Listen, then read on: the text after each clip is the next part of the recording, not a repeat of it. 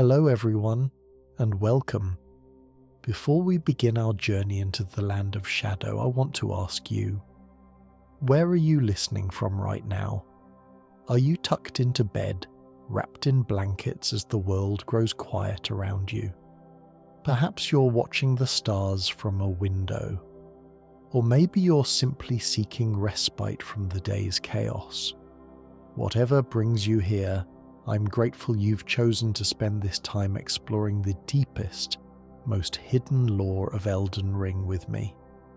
If you're enjoying this journey, please leave a comment below telling me where you're listening from and what part of the Shadow of the Erdtree story fascinates you most. Your engagement helps this content reach other lore seekers like yourself. Now, settle in. Close your eyes if you wish. Let the weight of the day fall away from your shoulders. Tonight, we venture beyond the veil that separates the known world from that which was deliberately forgotten. We journey to a land of perpetual twilight, where the golden light of the Erdtree cannot reach, where the shadows grow long and ancient, and where the truth of gods and their ambitions lies buried beneath layers of myth and manipulation.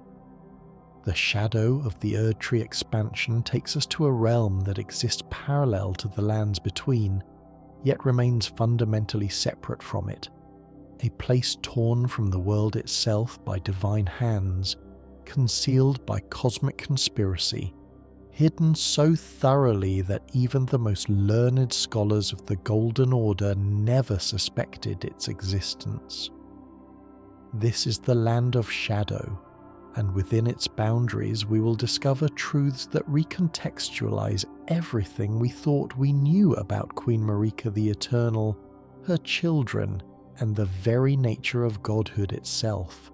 Our story centers on Miquella the Kind, perhaps the most enigmatic of all the demigods, whose absence from the base game of Elden Ring was felt as a haunting void. We knew of him through whispers, through the devotion of his followers, through the Erdtree that reached toward the heavens in defiance of the Erdtree itself. We knew he had been stolen away, cocooned in a state between life and death, but we did not know the full scope of his ambition, the terrible price he was willing to pay, or the promises he had made in ages past that would bind the fate of the world. In this land of shadow, Miquella walks a path toward divinity itself, deliberately shedding pieces of his very being like a serpent casting off its skin. Each fragment of himself he abandons, his love, his fears, his doubts, even his very flesh, brings him closer to his goal and further from his humanity. We, the tarnished, will follow in his footsteps, collecting these abandoned pieces, witnessing the echoes of his choices, and ultimately confronting the god he seeks to become. But Miquella's story cannot be told in isolation. To understand his journey, we must understand the land he travels through, a realm of horned warriors and ancient civilizations, of forbidden flame and serpentine curses, of saints and sinners whose stories have been erased from history. We must understand Messmer the Impaler, the forgotten son conducting an eternal crusade at his mother's command. We must understand the Hornsent, whose divine civilization was brought to ruin by Marika's vengeance. We must understand St. Trina, the other half of Miquella's soul, who begs us to grant her other self the death he can no longer accept. The land of shadow is not merely a new region to explore, it is a revelation, a peeling back of the cosmic curtain to expose the scaffolding upon which the entire mythology of Elden Ring is built. Here, in this place of shadow and secret, we learn that the gods we revered or feared are themselves products of ambition, violence, and sacrifice. We learn that Marika's ascension to godhood began with unspeakable tragedy, we learn that the Golden Order, with all its divine mandate and eternal law, was built upon the graves of an entire civilization, erected on a foundation of genocide and divine betrayal. As we journey together through this narrative, I encourage you to let your mind drift with the story. This is lore designed to be absorbed slowly, thoughtfully, in that space between waking and dreaming where the boundaries of reality grow soft and permeable. The land of shadow exists in such a space, neither fully real nor entirely metaphysical, a place where consciousness and myth intertwine, where the past bleeds into the present, and where the future is still being written by those with the audacity to reach for divinity. So breathe deeply, let the tension leave your body, and prepare yourself to enter a world where golden grace cannot protect you, where the shadows themselves hold memory, and where the greatest of all demigods walks a path that will either save or doom the world entire. Our journey begins not at the beginning, but at the moment of departure, when Miquella, the unalloyed, the kind, the Empyrean who could have been the most benevolent god the world had ever known, makes a choice that will echo through the ages, the choice to abandon everything he was in pursuit of everything he believes the world needs him to become. The shattering of Miquella's great rune. To understand what drives Miquella into the land of shadow, we must first understand what he is fleeing from, or perhaps more accurately, what he is transcending. In the world of Elden Ring, the demigods each possessed fragments of the Elden Ring itself, called Great Runes, which granted them immense power, but also bound them to particular natures, particular fates. These great runes were not merely sources of strength, they were fundamental aspects of being, cosmic forces made manifest in the flesh of God's children. Miquella's great rune embodied the principle of attraction, of compelling affection, of charm so profound it bordered on mind control. Those who fell under its influence found themselves devoted to Miquella beyond reason, beyond their own will.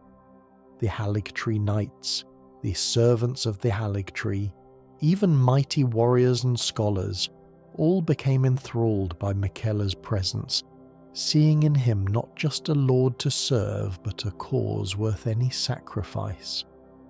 This was not manipulation in the conventional sense, not lies or false promises, but something more fundamental, an alteration of the heart itself, a rewriting of loyalty and love at their most basic level. But here is the terrible truth that gnaws at the soul of an empathetic being.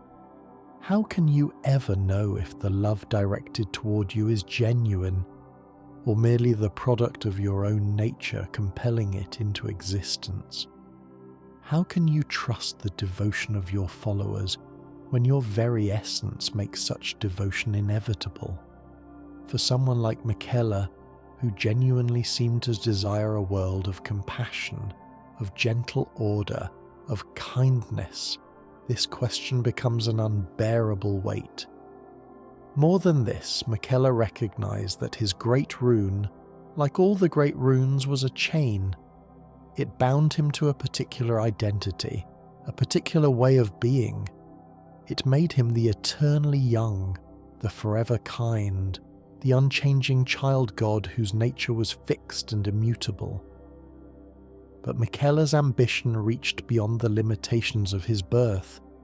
He sought not merely to be a demigod, not merely to rule some fraction of the world, but to become something entirely new, a god unbound by the failures and compromises of the past, a deity who could create a genuinely gentle world, an age of compassion that would heal the fundamental brokenness of existence itself. And so, In an act of will that staggers the imagination, Miquella shatters his own great rune. He breaks the fundamental essence of his being, deliberately fragmenting the source of his power and his nature. This is not death. That would be too simple, too final. This is something far more radical, a conscious dissolution of self, a willing walk into oblivion with the intent to emerge as something new on the other side. The realm where this transformation takes place is called the realm between, a space that exists outside the normal flow of reality, beyond the reach of the two fingers and the greater will, beyond the golden order's laws, beyond even the concept of death as governed by the Erdtree. In this liminal space, Miquella can unmake himself piece by piece, can shed the aspects of his being that would prevent his ascension to true godhood. But why? What drives this radical self-destruction in pursuit of divinity? The answer lies in understanding what Miquella witnessed in his immortal lifetime. He saw the shattering, the war among his siblings that tore the world apart. He saw the stagnation of the Golden Order, the way its eternal perfection became a prison of unchanging suffering. He saw his sister Malenia cursed with scarlet rot, watched as she struggled against an affliction he could not cure, despite dedicating centuries to the attempt. He saw his twin brother Mog twisted by his own cursed blood into something monstrous. He saw the Omen, the Albinaurics, the Misbegotten, all those deemed imperfect by the Golden Order, all those condemned to suffering by cosmic law itself. Miquella, with his boundless compassion and his terrible clarity of vision, understood that the existing order was fundamentally broken, that no reform could fix it, that the only solution was replacement. Not replacement with another flawed god, another biased system, but with something genuinely new, an age of compassion, where the hierarchies and cruelties and arbitrary sufferings imposed by the Golden Order would be swept away, where all beings could exist in gentle peace. To create such an age, Miquella would need power beyond what any demigod possessed. He would need the authority of true godhood, not merely the fractional divinity inherited from his parents. And to achieve such godhood, he would need to transcend his own nature entirely, would need to become something unprecedented in the history of the world. The path to this transformation leads through the Land of Shadow, a realm intrinsically connected to Queen Marika herself, a place where the rules of the land between do not fully apply, where the very concept of reality is more fluid, more amenable to radical change. It is here that Miquella can walk the path to divinity, can shed his great rune and all the limitations it imposed, can abandon piece by piece everything that made him Miquella the Kind, until all that remains is the will to create a better world, purified of doubt, fear, and all the weaknesses that might turn him aside from his ultimate purpose. But the road to divinity is not walked alone. Even by the most powerful of demigods, Miquella made promises, ancient vows that bound him to others, that committed him to a particular path.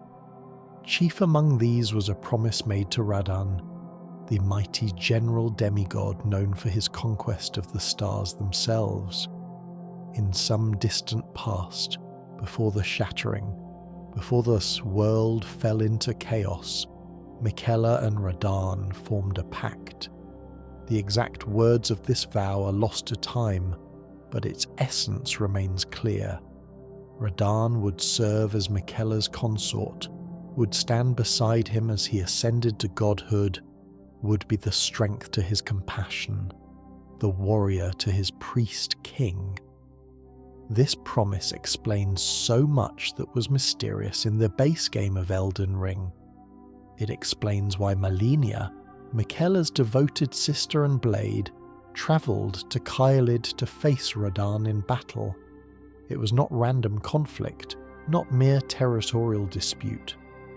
Malenia fought Radahn with the specific purpose of delivering him a particular fate, death, but not permanent death, a death that would allow Miquella to later revive him, to restore him in a form suitable to serve as a god's consort.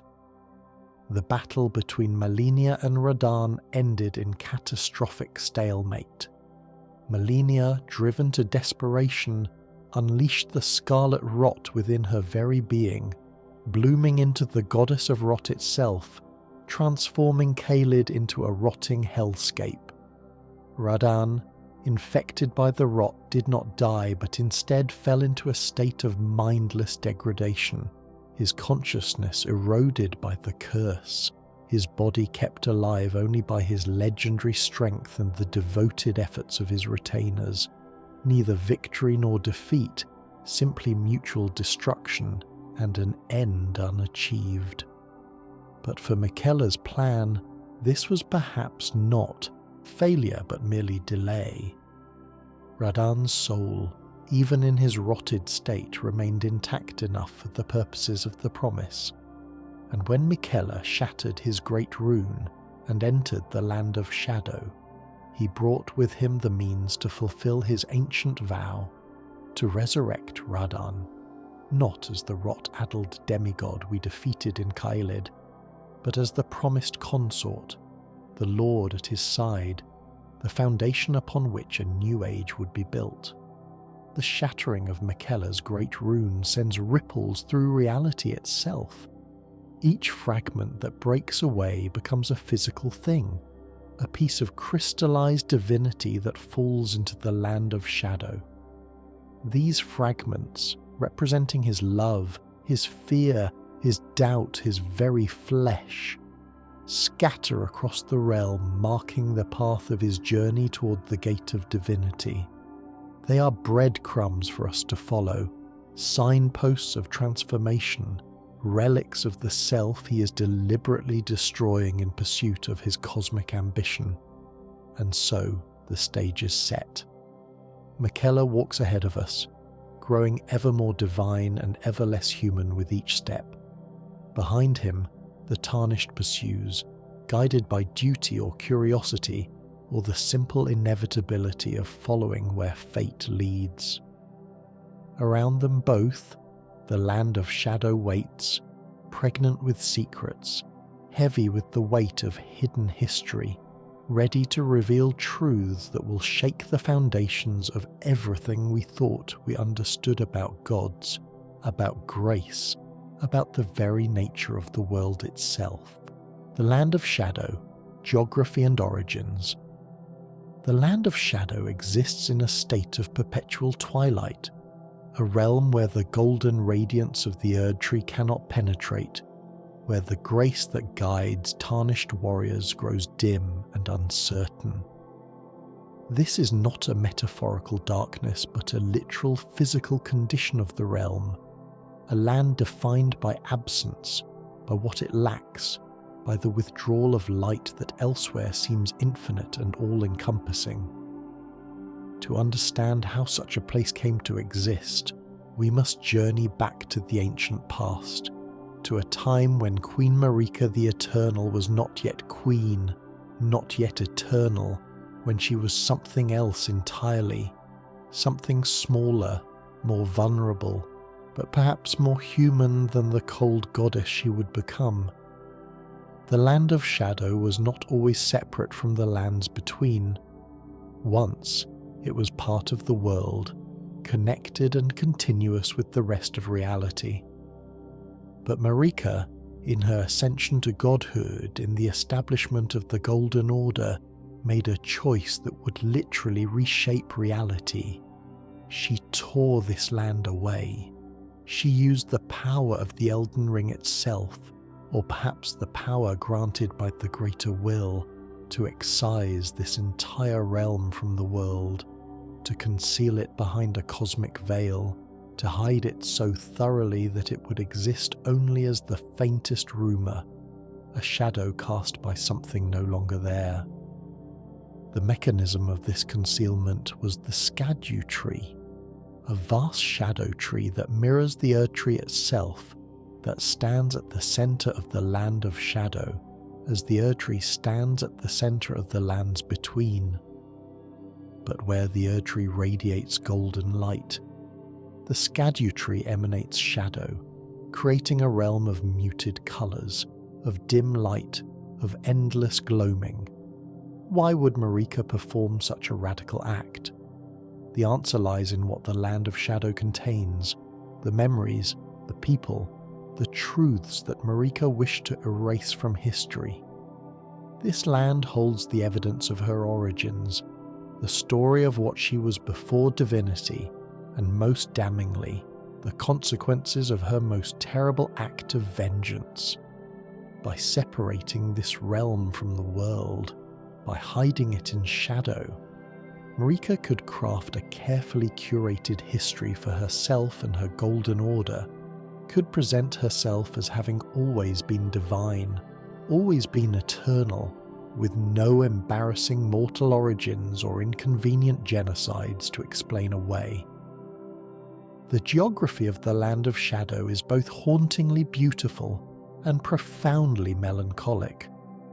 The realm is divided into several distinct regions, each with its own character, each holding fragments of the hidden history Marika sought to bury. The gravesite plain stretches before us as we first enter the Land of Shadow, a vast expanse of gentle hills and ancient graves, where mausoleums stand like silent sentinels over the honoured dead.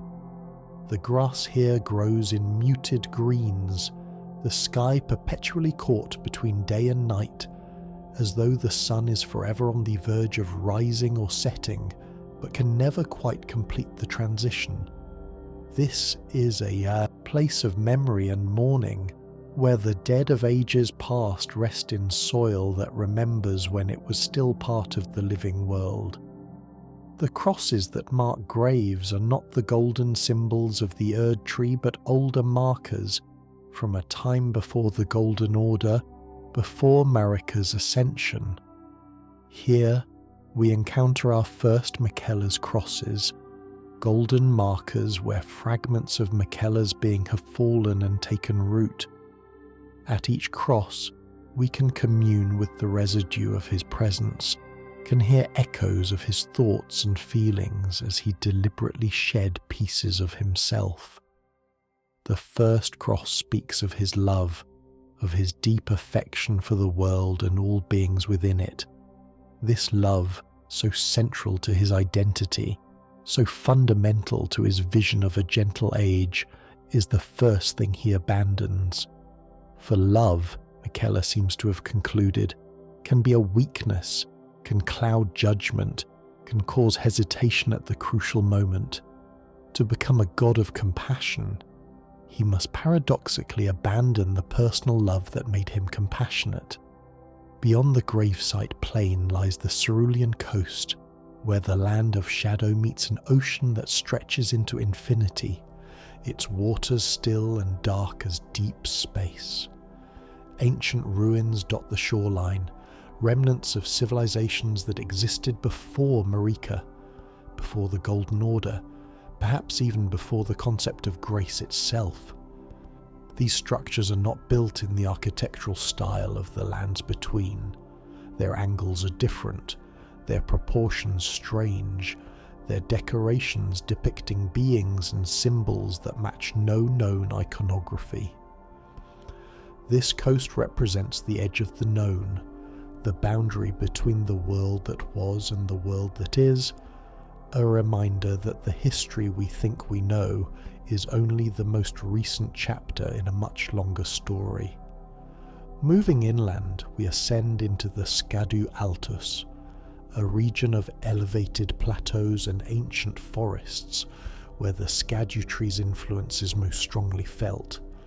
The trees here grow in twisted patterns, their branches reaching not toward the sky, but toward the Scadutree itself, as though drawn by some irresistible gravity of shadow. The wildlife of this region is strange and familiar simultaneously. Wolves and bears and other creatures recognizable from the lands between, but changed by their existence in shadow, their eyes glowing with a dim light that is not quite golden, not quite anything natural. It is in the Scadu Altus that we find the Scadutree itself, or at least the roots and lower reaches of it. The full scope of this shadow tree is almost incomprehensible. It rises higher than any mountain, its upper branches piercing into dimensions beyond the merely physical, its roots reaching deep into substrates of reality that predate the world itself.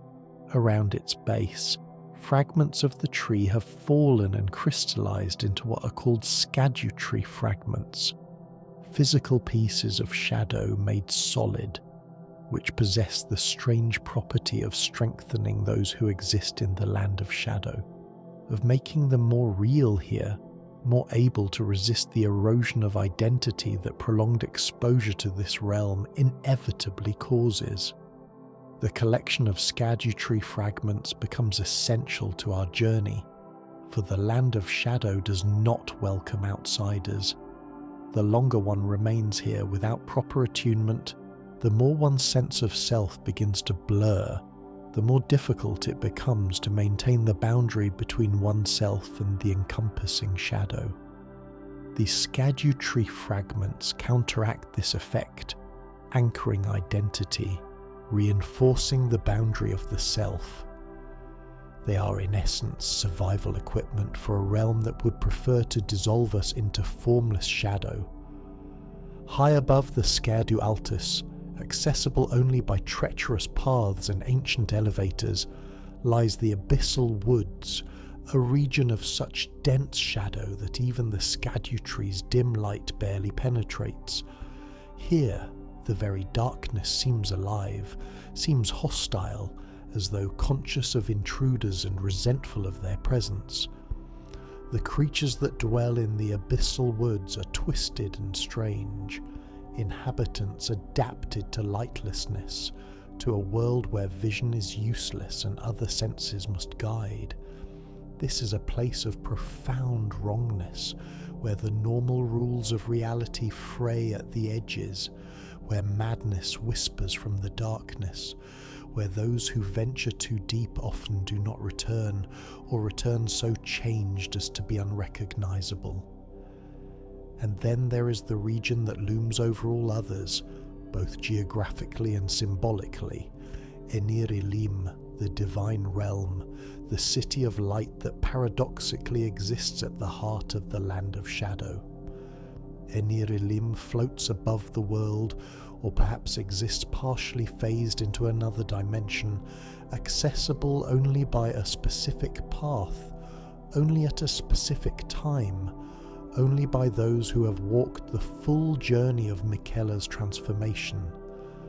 This is where the gate of divinity stands, the threshold through which one passes to become not merely a powerful being, but a true god, an entity of cosmic significance, a force that can reshape the fundamental laws of reality itself. The architecture of Enir-Ilim is unlike anything else in the land of shadow or the lands between. It is built in a style that predates all known civilizations, that suggests either a much older culture or something not quite human at all. The buildings are constructed of a substance that seems to be crystallized light, or perhaps crystallized concept, as though ideas themselves have been given physical form and stacked into walls and towers. Walking through Enir-Ilim is disorienting, for the laws of space and direction do not fully apply here. What appears to be a short staircase may lead to a place miles distant, or to a location that doesn't quite exist in normal space-time at all. It is toward Erdtree that Miquella walks, shedding pieces of himself at each stage of the journey, growing lighter and purer and more singular in purpose. It is toward Erdtree that we must also journey, following the trail of crosses and discarded divinity, gathering the fragments of his being, even as we wonder whether we pursue to stop him or to witness his transformation.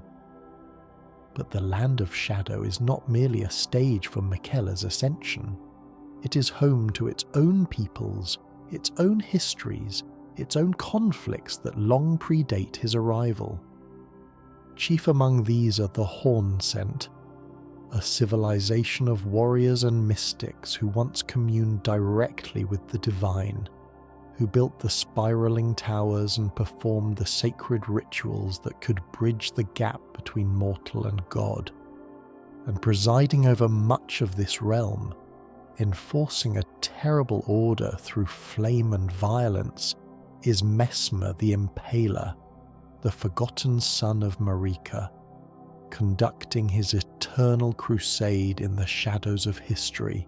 Messmer the Impaler, the forgotten son. In the annals of the lands between, in the carefully curated histories of the Golden Order, there is no mention of Messmer. He does not appear in the genealogies of Marika's children, is not counted among the demigods who fought in the Shattering, holds no territory that scholars recognize, possesses no great rune that any authority acknowledges. For all practical purposes, within the official history of the world, Messmer the Impaler does not exist and has never existed. This erasure is so complete, so thorough, that even the most learned historians who spend their lives studying the intricate branches of divine lineage remain entirely ignorant of this particular son. Yet in the Land of Shadow, Messmer is the dominant force, the overwhelming presence, the name whispered with fear and reverence by all who dwell in this hidden realm. He commands vast armies, controls fortresses that sprawl across the landscape, and wields power sufficient to enforce his will across an entire dimension. How can someone be simultaneously so omnipresent and so completely forgotten? The answer lies in the nature of his existence, his purpose, and the terrible secret that Marika condemned him to bear. Messmer is a demigod, a true-born son of Queen Marika the Eternal, conceived before the establishment of the Golden Order as we know it, in the tumultuous period when Marika was transitioning from mortal to divine. He inherited tremendous power from his mother, her red hair, her piercing gaze, her terrible will that could reshape reality through sheer determination. But he also inherited something else, something unexpected and unwanted, something that would define his entire existence and seal his fate as the forgotten son. Within Messmer, from the moment of his birth, or perhaps from some moment shortly thereafter, dwelt a base serpent, an entity of primal chaos, a force of flame and consumption, a creature that predated the concepts of order and structure that the Erdtree represented. This serpent was not merely a curse or an affliction, it was a fundamental part of Messmer's being, coiled around his soul, intertwined with his identity so thoroughly that the two could not be separated without destroying him entirely. The origin of this serpent is shrouded in mystery and myth. Some texts found in the Land of Shadow suggest it is a remnant of an even older age, a survival from when the world was newer and stranger, when the boundaries between different forms of existence were more permeable. Others hint that it might be connected to the primordial crucible from which all life emerged, a chaotic wellspring of mixed forms and merged essences. Still others suggest darker possibilities, that the serpent was deliberate, a gift or curse from some entity that wished to sabotage Marika's ascension, to plant within her bloodline a seed of chaos that would eventually undermine everything she built. Regardless of its origin, the presence of the base serpent within Messmer presented Marika with an intolerable problem. She was in the process of establishing the Golden Order, a system predicated on hierarchy, purity, and the suppression of chaos. She was crafting herself as the eternal goddess, the perfect exemplar of order and grace. She could not acknowledge a son who embodied the antithesis of everything she claimed to represent. She could not allow the existence of a demigod who housed within himself the very forces of chaos and flame that the Golden Order was designed to suppress. But neither could she kill him, whether from maternal love, from fear of the consequences, or from recognition that Messmer possessed powers that might prove useful. Marika chose a different path. She would hide him, exile him to the land of shadow, and there give him a purpose that would justify his continued existence, while ensuring he remained forever separated from the main world, forever erased from its history. That purpose was the crusade against the Hornsent civilization, a holy war, a genocide, a systematic eradication of an entire culture that had once stood where Marika needed to build her new order. And to help Messmer control the chaotic flame of the base serpent, to give him a weapon that could fight fire with fire, Marika granted him something precious and terrible. A sealing flame, a golden fire that could suppress and contain the base serpent's power, could keep it locked away within Messmer's body, could prevent it from erupting and consuming him from within. This sealing flame manifests in Messmer's left eye, which burns with golden fire, an eternal vigil against the chaos within. The eye never closes, never dims, burning always with Marika's gift and Marika's curse. The strain of maintaining this seal shapes everything about Messmer, his stern demeanour, his rigid discipline, his absolute commitment to order and hierarchy. He must be controlled at all times, must never waver, must never allow emotion or impulse to weaken his grip on the serpent within. For if the seal should falter, if the golden flame should dim, the base serpent would emerge, and Messmer would transform into something monstrous, losing his identity to the primordial chaos he has spent his entire existence fighting to contain. The crusade Messmer conducts in the Land of Shadow is not a war of conquest in the traditional sense. It is more akin to an extermination campaign, a systematic erasure of the Hornsent and everything they represent. His soldiers are called the Fire Knights, warriors who have taken vows of loyalty so absolute they border on fanaticism. They are armed with weapons that burn with special flames, not the golden fire of the Erdtree, not the chaotic flames of the primordial, but something in between, a controlled destruction, an orderly apocalypse. The fortresses Messmer builds throughout the Land of Shadow are massive structures of dark stone and iron, their architecture speaking of paranoia and absolute control. Every fortress is designed not just to dominate the landscape, but to suppress it, to impose order on the very geography, to ensure that chaos finds no foothold. Within these fortresses we find evidence of Messmer's methods, chambers where captured Hornsent were interrogated, courtyards where executions were conducted with methodical precision, archives documenting the systematic destruction of the Hornsent culture, the burning of their texts, the desecration of their holy sites. But Messmer is not merely a brute force.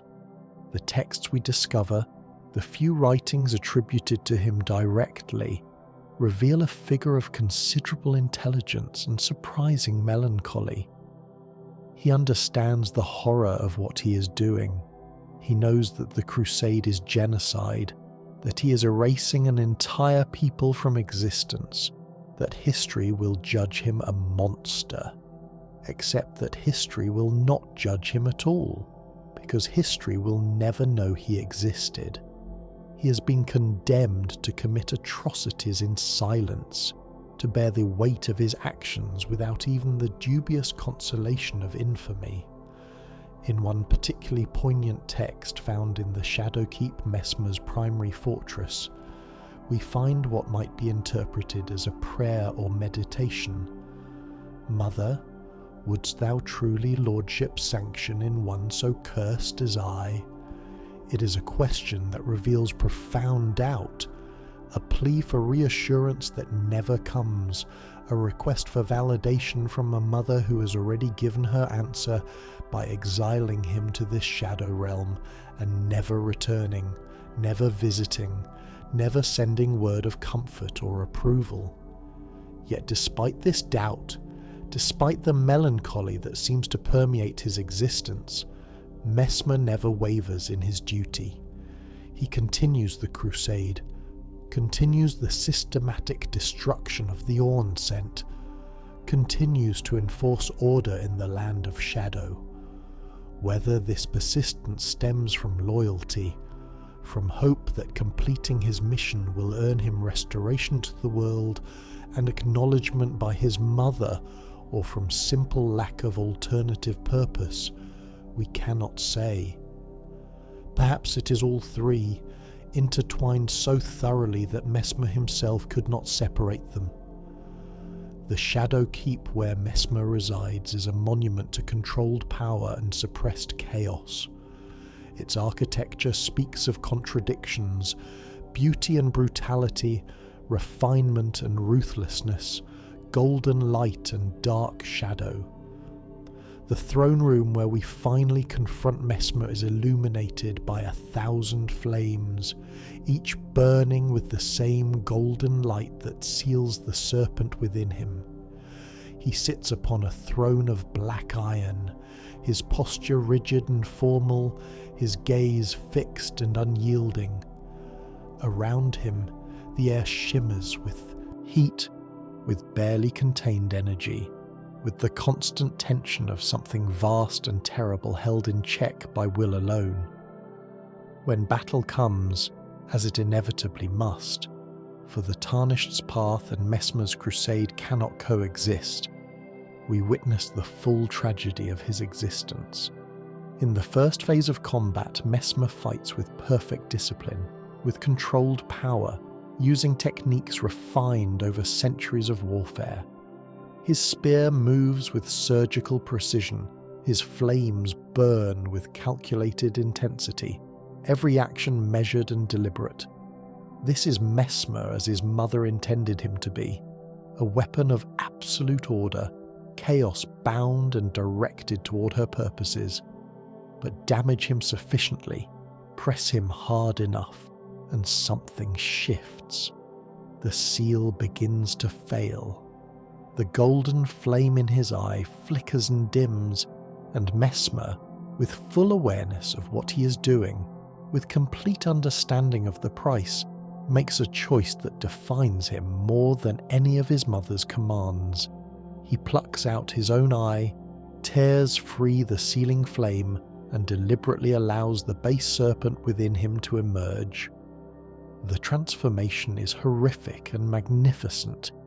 His body elongates and twists, becoming serpentine. Additional serpent heads emerge from his form, each burning with chaotic flame. The controlled power of the first phase gives way to wild, overwhelming force. This is Messmer unbound, Messmer as he truly is beneath the layers of conditioning and divine compulsion. And yet, even in this monstrous form, traces of his identity remain. He still fights, still seeks to fulfill his purpose, still tries to enforce his mother's will even as he embodies everything she sought to suppress. To defeat Messmer is to witness the death of someone who was condemned to impossibility from birth, someone tasked with being both the embodiment of order and the container for chaos, someone who loved his mother despite her abandonment and served her faithfully despite her erasure of his existence from history. His death is not a triumph, but a tragedy, not a victory, but a reminder of how the ambitions of gods create suffering that echoes through generations. And yet, Messmer's story intersects with Miquella's in unexpected ways. For as we explore the land of shadow, as we piece together fragments of hidden history, we discover that Messmer and Miquella knew each other, that there was some connection between the forgotten son and the kind prince. Precisely what relationship existed between them remains unclear, whether they were allies, friends, or something else entirely. But items we find suggest that Miquella understood Messmer's suffering, that he saw in the forgotten son a kindred spirit, another victim of Marika's cosmic ambitions, another soul damaged by the burden of divine expectations. Perhaps this understanding played a role in Miquella's decision to pursue a different kind of godhood, to create an age where those cursed and forgotten would find mercy rather than exile, where the imperfect and the chaotic would have place in the world rather than being suppressed and hidden. In Messmer's tragedy, Miquella might have seen the ultimate failure of the Golden Order, the proof that a system based on exclusion and suppression of inconvenient truths could never bring true peace or genuine compassion. St. Trina and Miquella's duality. In the hidden depths of the land of shadow, in a place where the light grows so dim that even shadow seems luminous by contrast, we discover one of the most profound revelations of the entire expansion, the existence and fate of St. Trina, Miquella's other self, the abandoned alter ego, the discarded half of a dual nature that could not be reconciled with the path to godhood. St. Trina is known in the lands between, but only barely, only as a figure of cult veneration, a mysterious saint associated with sleep and dreams, with gentle mercy and peaceful death. Her followers drink a nectar that brings profound slumber, that eases suffering by granting escape into dream. Her iconography features purple flowers, closed eyes, and the promise of rest for the weary. But few, if any, of her worshippers understood the true nature of what they venerated, that St. Trina was not merely associated with Miquella, not simply a saint he favoured, but was in fact Miquella himself, or more accurately, was the feminine aspect of Miquella's dual nature. The concept of dual nature in a single being is not unprecedented in the mythology of Elden Ring. The gods and demigods of this world are not bound by simple binary categories of gender or identity. Marika herself was revealed to also be Radagon, two persons sharing a single body, or perhaps a single being expressing as two separate identities. But while Marika and Radagon maintained their duality, even using it to consolidate power and achieve goals neither could accomplish alone, Miquella makes a different choice: to become a god. Not just any god, but the specific kind of god Miquella envisions, the deity of an age of compassion, the being whose will and order would replace the Golden Order. Miquella determines that he must be singular, must be unified, must eliminate the complexity and contradiction that dual nature represents. He must become one thing, pure and undiluted, without the complications of multiple selves, multiple perspectives, multiple wills that might come into conflict at crucial moments. And so, as part of his journey through the land of shadow, as part of the deliberate self-dissolution that will culminate in his ascension at the gate of divinity, Miquella separates himself from St. Trina.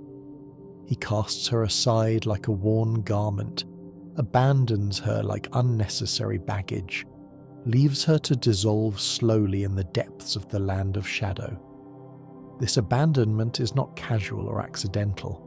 It is deliberate, calculated, necessary for his transformation. St. Trina is the part of Miquella that dreams, that seeks escape rather than confrontation, that offers mercy through sleep rather than salvation through action. She represents passivity, withdrawal, the gentle yielding to entropy. She must be left behind for Miquella to become the active, transformative god he envisions. We find St. Trina in the stone coffin fissure, a deep chasm that descends into abyssal darkness, where poisonous waters pool and strange fungal growths emit a sickly luminescence. She has fallen here, or been left here, and over time she has begun to merge with the environment itself, her divine essence bleeding into the stone and water, transforming the very substance of the place. The nectar that her followers once sought now flows freely here, a purple liquid that seeps from cracks in stone, that pools in depressions, that grants sleep so profound it borders on death. When we find her, or rather when we find the consciousness that remains of her, for her form has largely dissolved, she is aware, able to communicate through cryptic visions and fragmentary speech. And what St. Trina tells us is perhaps the most important message in the entire expansion, the key that unlocks our understanding of Miquella's journey and its implications. She begs us to kill Miquella. She pleads with us to grant him death, to stop his ascension, to prevent him from achieving the godhood he so desperately seeks. This request, coming from what is essentially Miquella's own discarded self, is profoundly significant. It suggests that some part of Miquella, the part that dreams, that seeks rest, that understands the value of endings, recognizes that his plan is fundamentally flawed, that the path he walks leads not to salvation, but to something far worse. St. Trina's warnings take several forms, each encountered at different depths of the fissure as we descend toward her final resting place. The first speaks of love, how Miquella has abandoned love, cast it aside in his pursuit of divinity, and how a god without love cannot create an age of compassion, no matter how much power they wield. The second speaks of fear, how Miquella has shed his fears, eliminated the caution and doubt that might prevent him from taking actions with terrible consequences.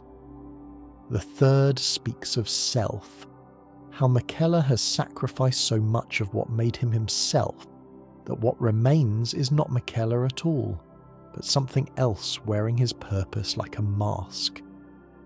The final message, delivered when we reach the deepest point and commune with the last coherent fragment of St. Trina's consciousness, is the most direct and most damning. Make Miquella stop. Kill him.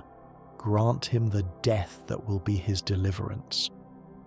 This is not the plea of an enemy or rival, but of someone who loves Miquella, who is Miquella, who understands better than anyone else what he is becoming and what that transformation will mean.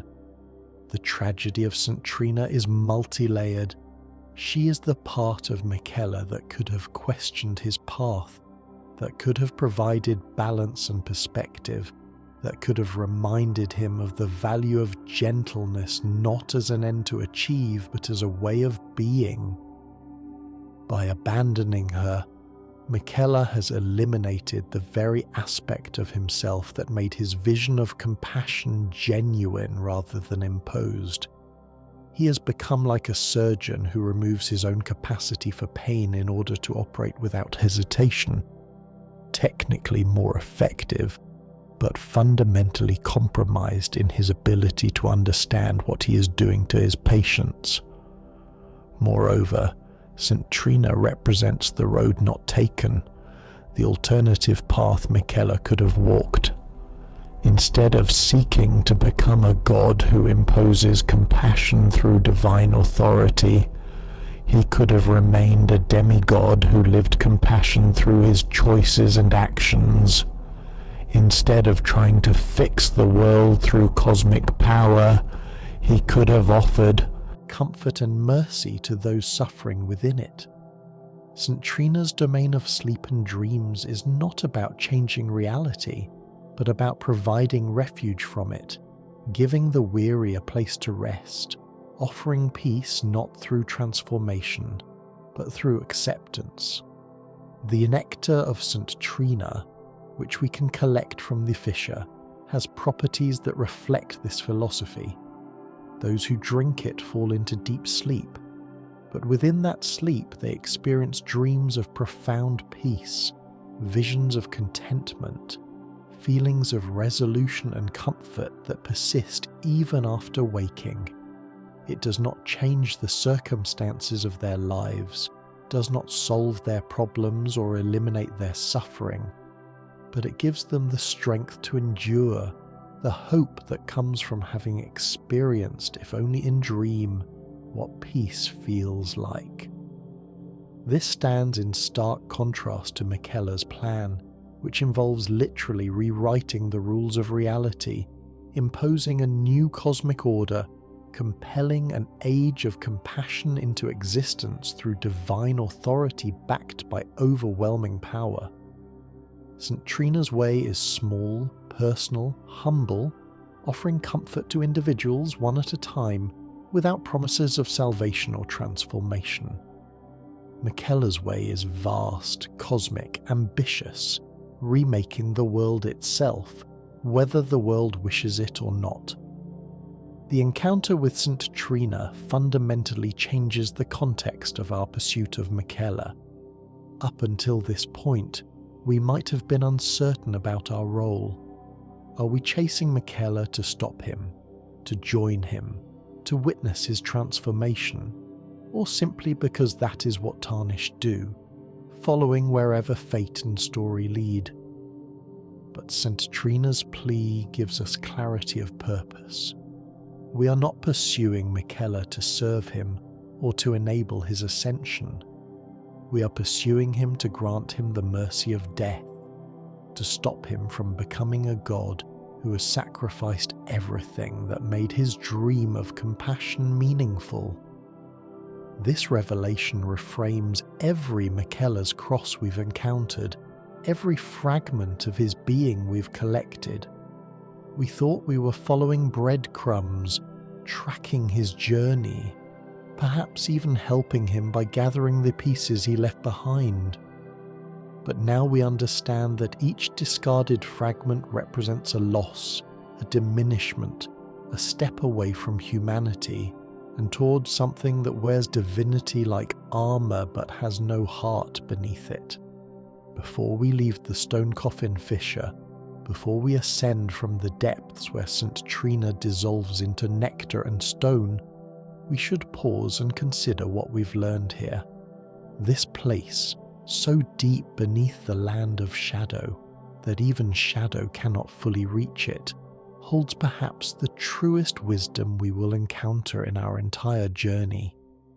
It tells us that the road to hell is indeed paved with good intentions, that the desire to save the world can become a force of destruction if not tempered by wisdom and self-awareness, that the greatest evils are often committed by those who believe themselves to be enacting the greatest goods. St. Trina, the abandoned goddess of sleep and dreams, the discarded feminine half of Miquella's dual nature, will continue to dissolve here, her consciousness fragmenting, her essence bleeding into the environment until nothing remains but the nectar she produces and the faint memory of gentle mercy. But her message has been delivered. Her warning has been given.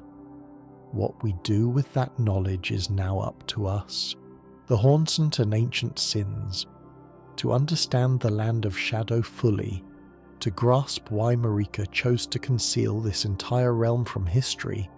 We must understand the Hornsent, who they were, what they did, and what was done to them in turn.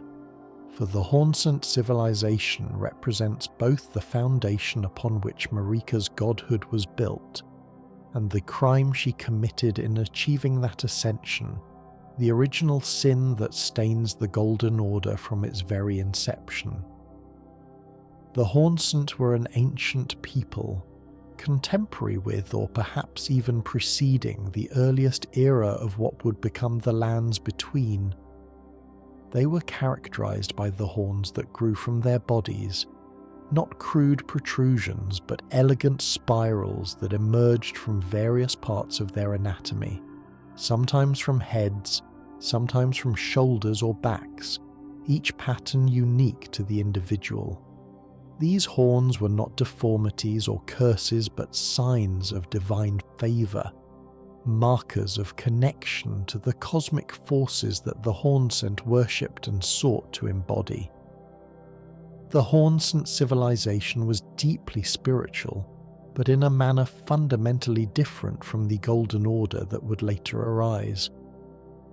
Where the Golden Order is about hierarchy, clarity and rigid categorization, with the greater will at the apex, the Elden Ring as its manifestation, the Erdtree as its symbol, and all beings arrayed in precisely defined ranks below, the Hornsent philosophy embraced synthesis, transformation, and the blending of distinct beings into new unified wholes.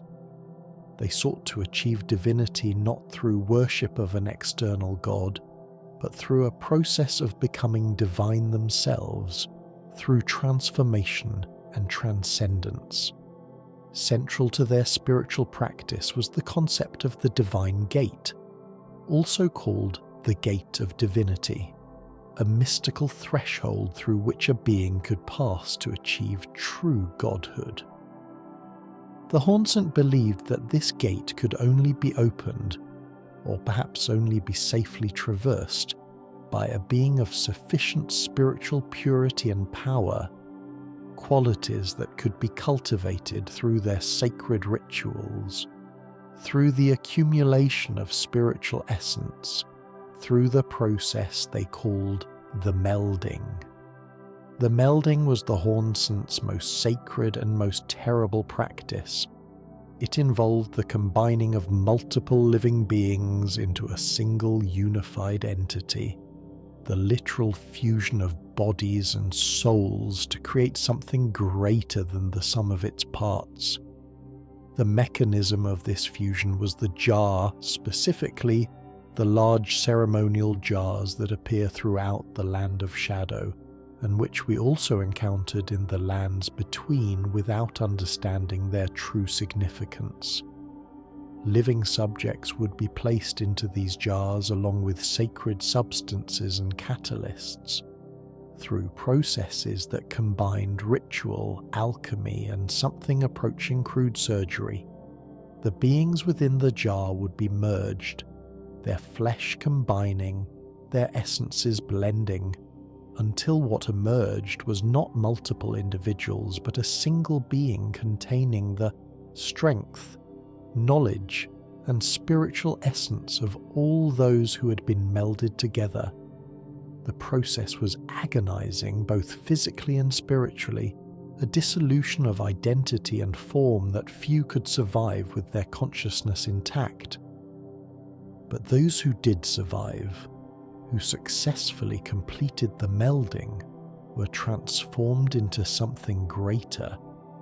They became jar warriors, also called jar saints, beings of tremendous power and spiritual potency, living vessels containing multitudes, walking accumulations of essence that brought them closer to the divine than any single being could achieve alone. The Hornsent viewed this transformation not as an abomination, but as a sacred calling, a path to transcendence, a means of approaching the divine gate with sufficient power to pass through it. The moral complexity of this practice cannot be easily resolved. From the perspective of the Hornsent, the melding was a sacred rite, voluntarily undertaken by those who wished to contribute their essence to something greater, to become part of a being that might achieve divinity and bring blessing to their entire civilization.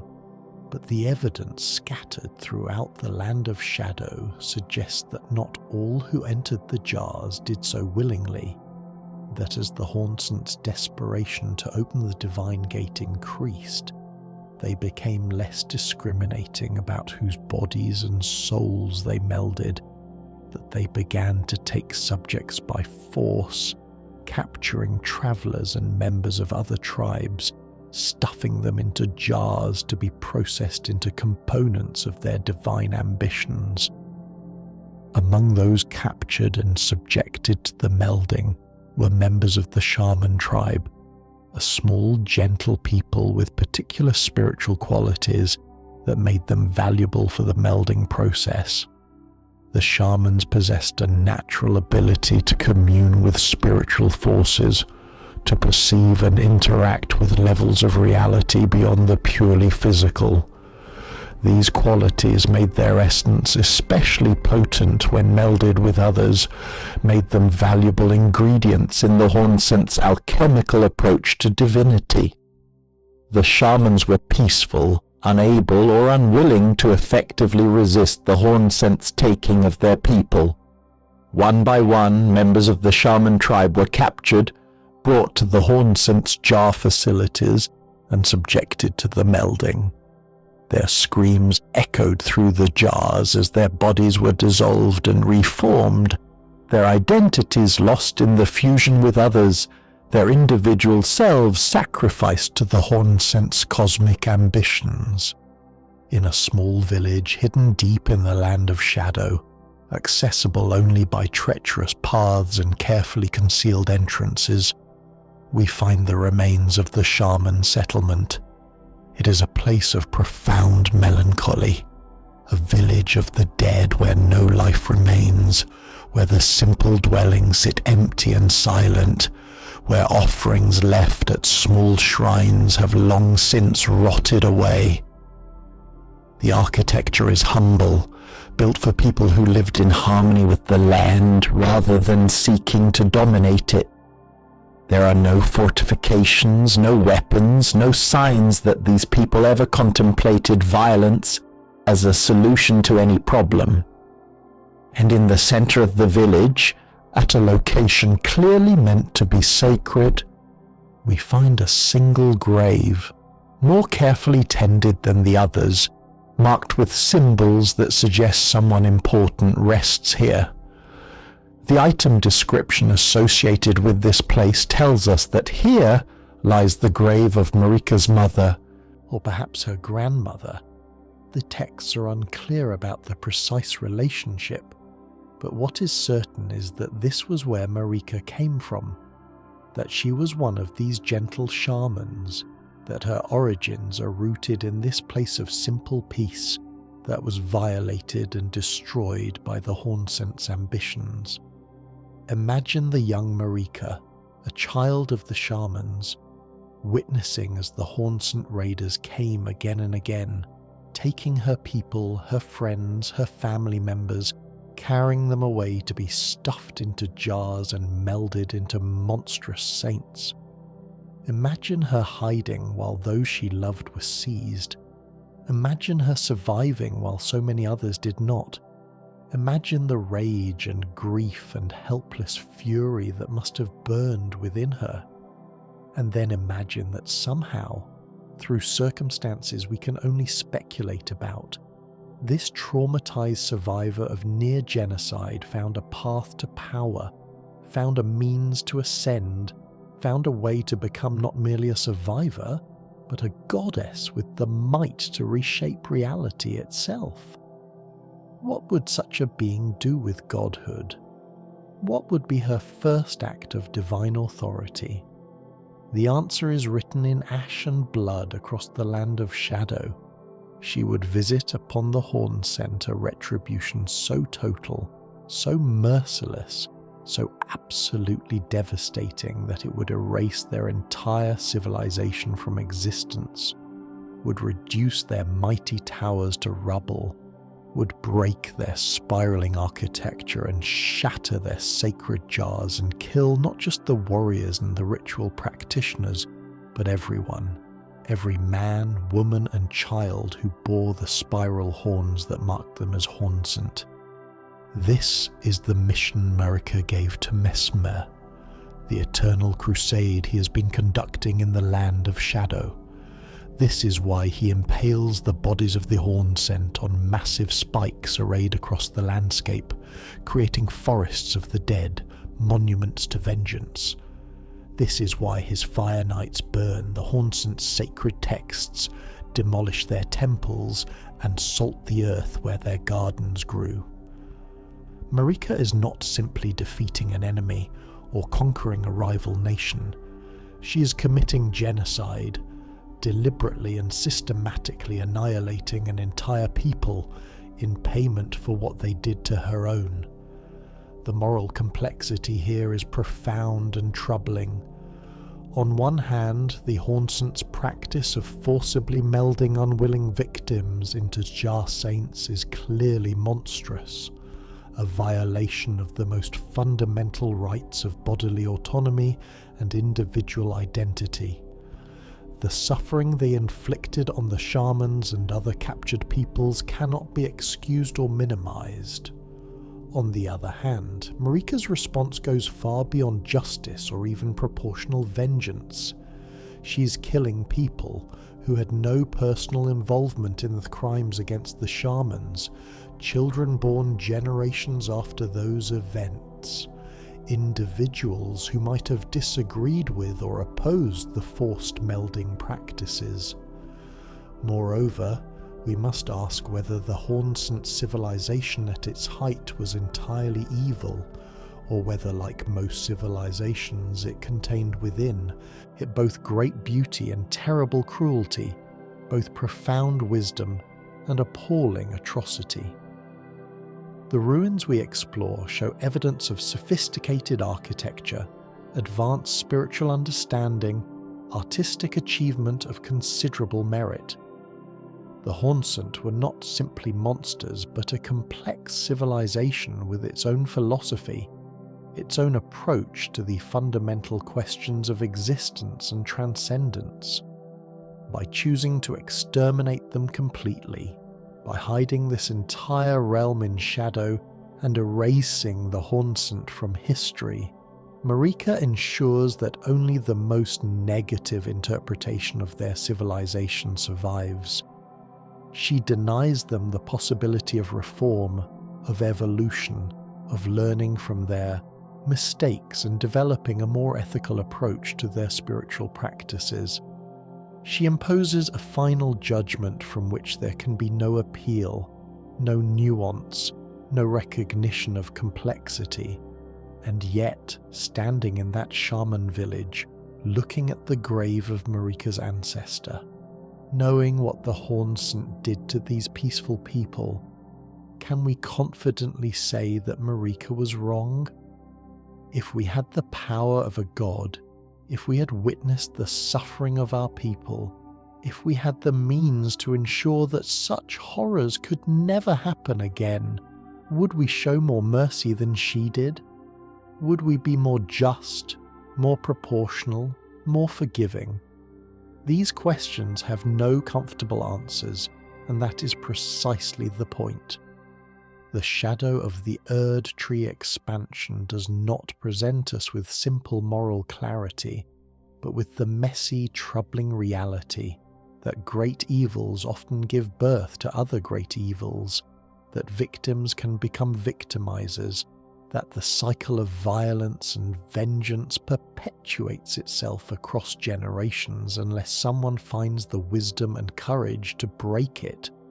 Miquella, in his own way, is attempting to break this cycle. His Age of Compassion is meant to be an order that does not rest on hidden genocides, that does not require the systematic erasure of inconvenient truths, that offers genuine kindness rather than a carefully curated appearance of benevolence built on foundations of atrocity. But as St. Trina warned us, the path Miquella walks to achieve this dream may itself be a continuation of the cycle, may involve its own violences and erasures, its own sacrifices of the unwilling, its own imposition of order through overwhelming force. The Hornsent who remain in the land of shadow, the survivors of Messmer's crusade, fight on with the desperation of those who know they are witnessing the end of their world.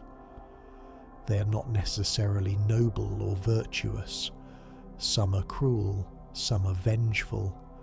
Some still practice the old rituals and would jar any trespasser given the chance.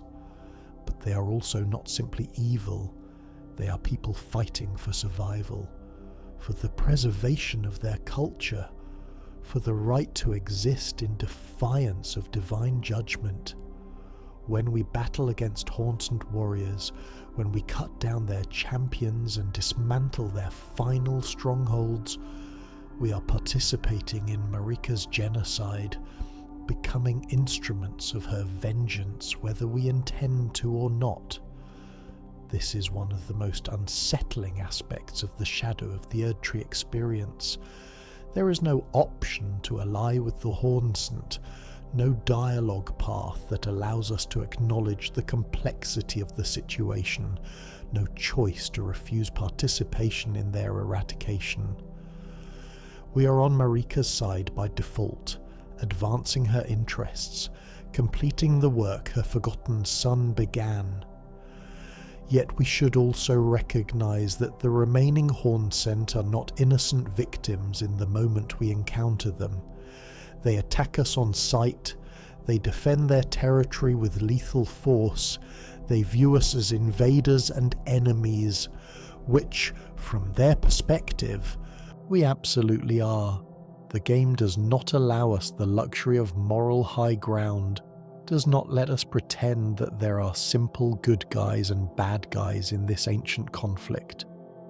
There are only complicated people making terrible choices in response to terrible circumstances, and we are adding our own chapter to this long history of mutual horror. Radan's revival and the promised consort. Among all the revelations of the shadow of the Erdtree expansion, perhaps none recontextualizes the base game of Elden Ring more profoundly than the truth about Radan and his relationship with Miquella. We thought we understood Radan, the mighty general, the conqueror of the stars, the demigod who held back the cosmos through sheer strength of will, who continued to fight even after Malenia's rot reduced him to a mindless shell of his former self. But there was always something missing from his story, a gap in our understanding of why certain events unfolded as they did. The shadow of the Erdtree fills that gap, and what it reveals transforms tragedy into something even more heartbreaking. In the distant past, before the shattering, before Marika shattered the Elden Ring and plunged the world into chaos, Radan and Miquella made a vow to one another. The precise circumstances of this vow remain somewhat unclear, whether it was a public ceremony or a private understanding, whether others knew of it or it was kept secret between the two demigods. But the content of the vow is explicit and binding.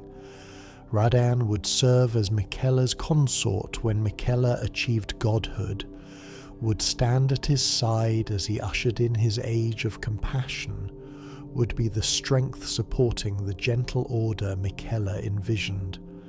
This promise explains so much that was mysterious or seemingly arbitrary in the base game.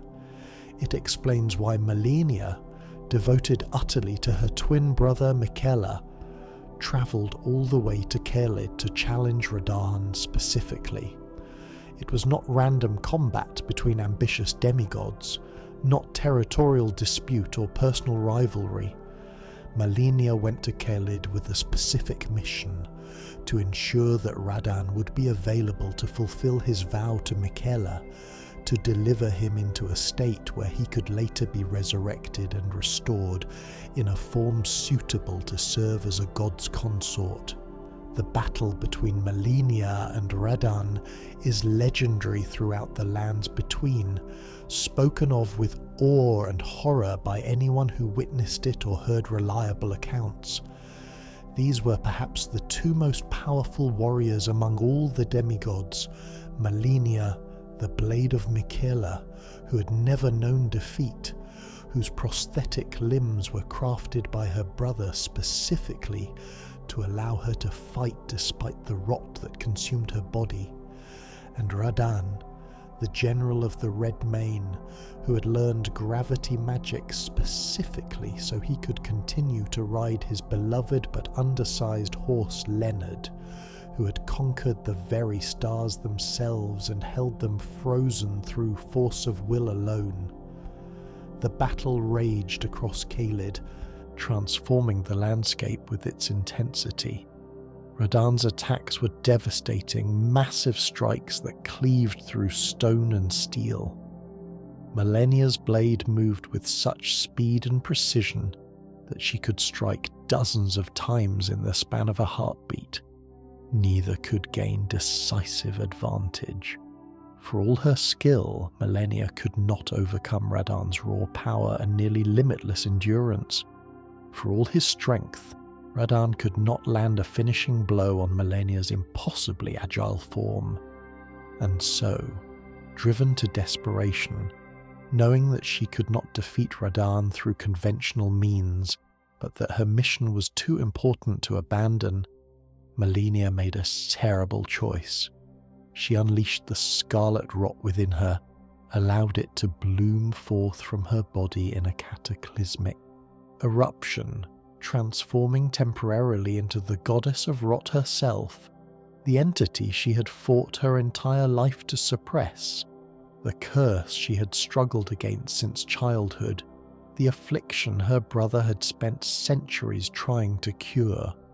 The bloom of scarlet rot devastated Caelid, transforming it from a region of red desert beauty into a rotting hellscape where the very ground suppurates with corruption, where the air itself carries infection, where nothing grows except twisted fungal nightmares and animals driven mad by the rot eating through their bodies and minds.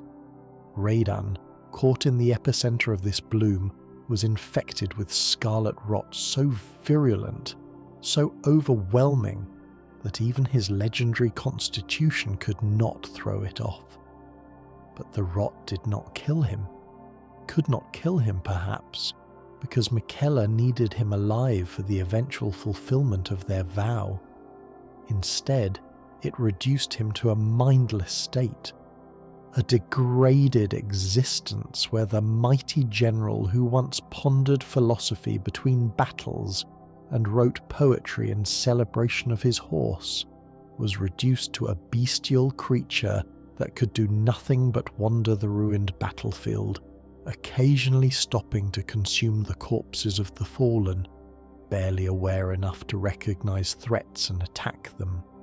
This was the Radahn we encountered in the base game, rot-eaten, degraded, tragic.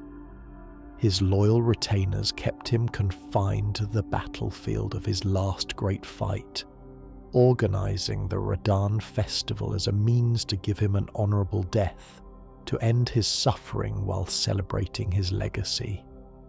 When we defeated him, when we struck him down after an epic battle where he briefly rekindled something of his former glory, we thought we were granting him peace, releasing him from the curse that had reduced him to such a state. But death was not the end for Radahn. It was the necessary prelude to his transformation.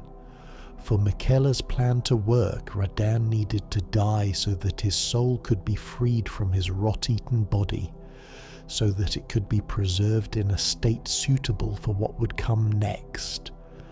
And what came next was resurrection, not in Radahn's original form, but in a new body, a vessel prepared specifically to fulfill the ancient vow.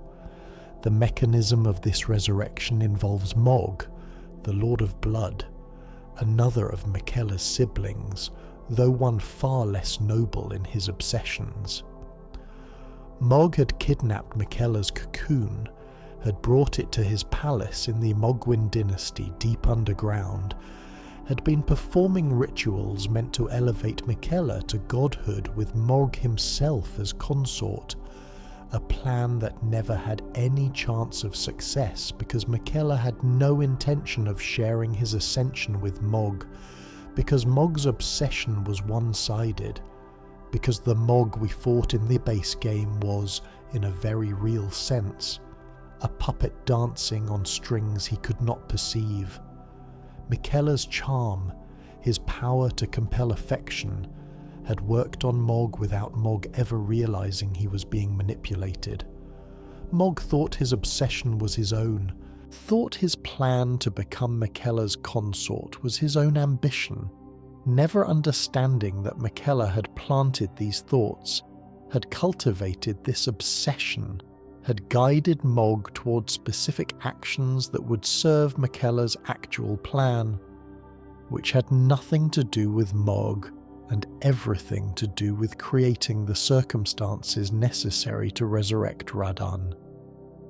When we defeat Mog in his palace, when we strike down the Lord of Blood in his throne room surrounded by the trappings of his dynasty, we think we are ending his ambitions, stopping his perverse plan to force Miquella into a consort relationship. But in truth, we are completing the next phase of Miquella's plan. Mog's death, like Radahn's, is not an ending but a transition. It frees his body, leaves it empty and available, creates a vessel that can house a different soul entirely. And so, through mechanisms of necromancy and divine power that the game only hints at, Miquella takes Mog's body and places Radahn's soul within it. The body is transformed in the process, taking on characteristics of both Mog and Radahn, becoming something hybrid, something new, a form powerful enough to serve as a god's consort, reshaped and reconditioned to fulfill the ancient vow. This is the promised consort Radahn we face in the final battle of the Shadow of the Erdtree expansion. He stands at Miquella's side, restored to something approximating his former glory but fundamentally changed, wearing a body that is not quite his own, serving a promise he may no longer fully remember making, fighting with the technique and power he mastered in life, but in service to a vision that is entirely Miquella's. The tragedy of this cannot be overstated.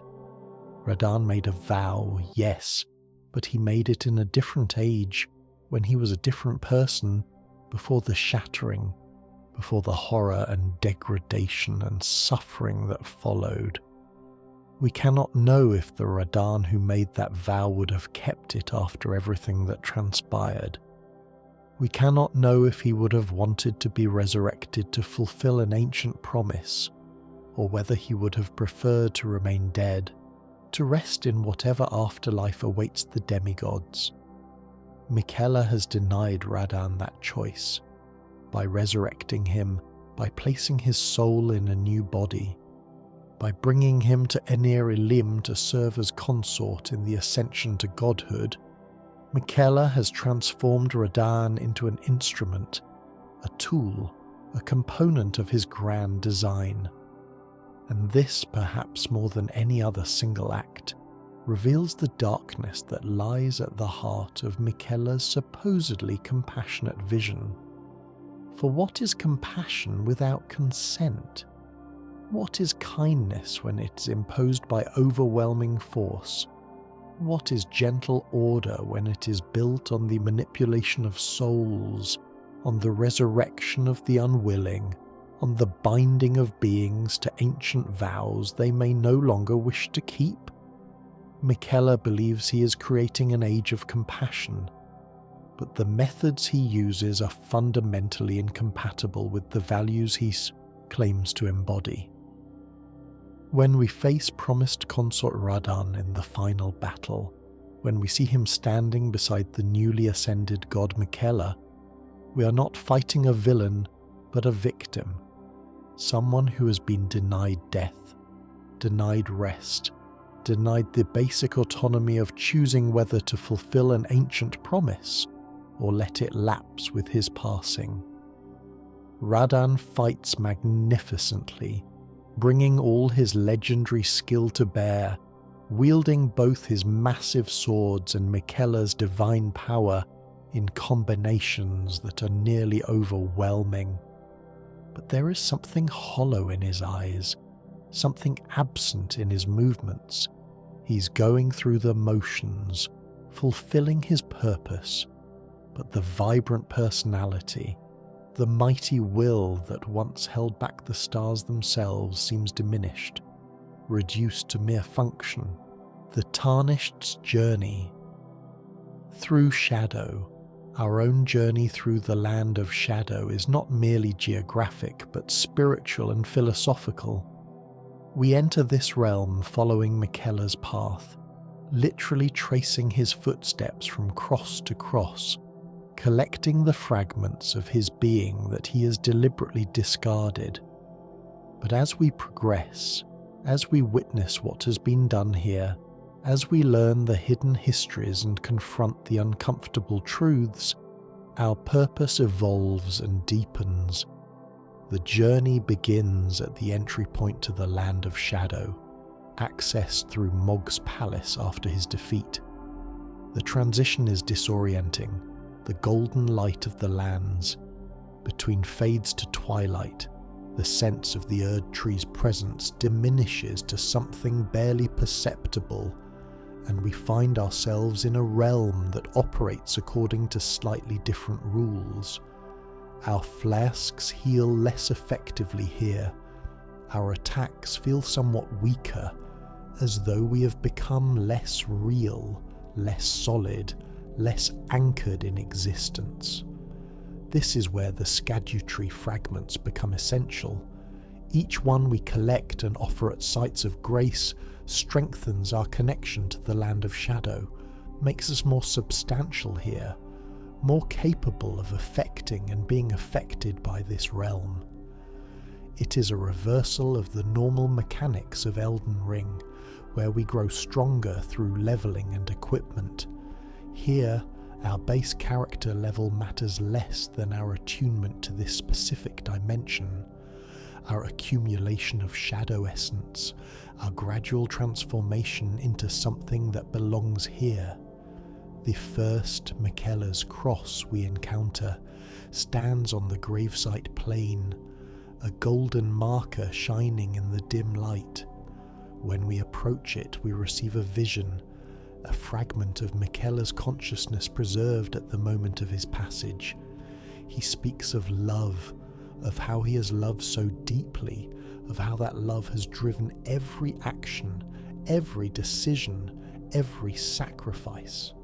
And then, with calm finality, he explains that love must be abandoned, must be left behind, for it clouds judgment and prevents the difficult choices that true compassion requires.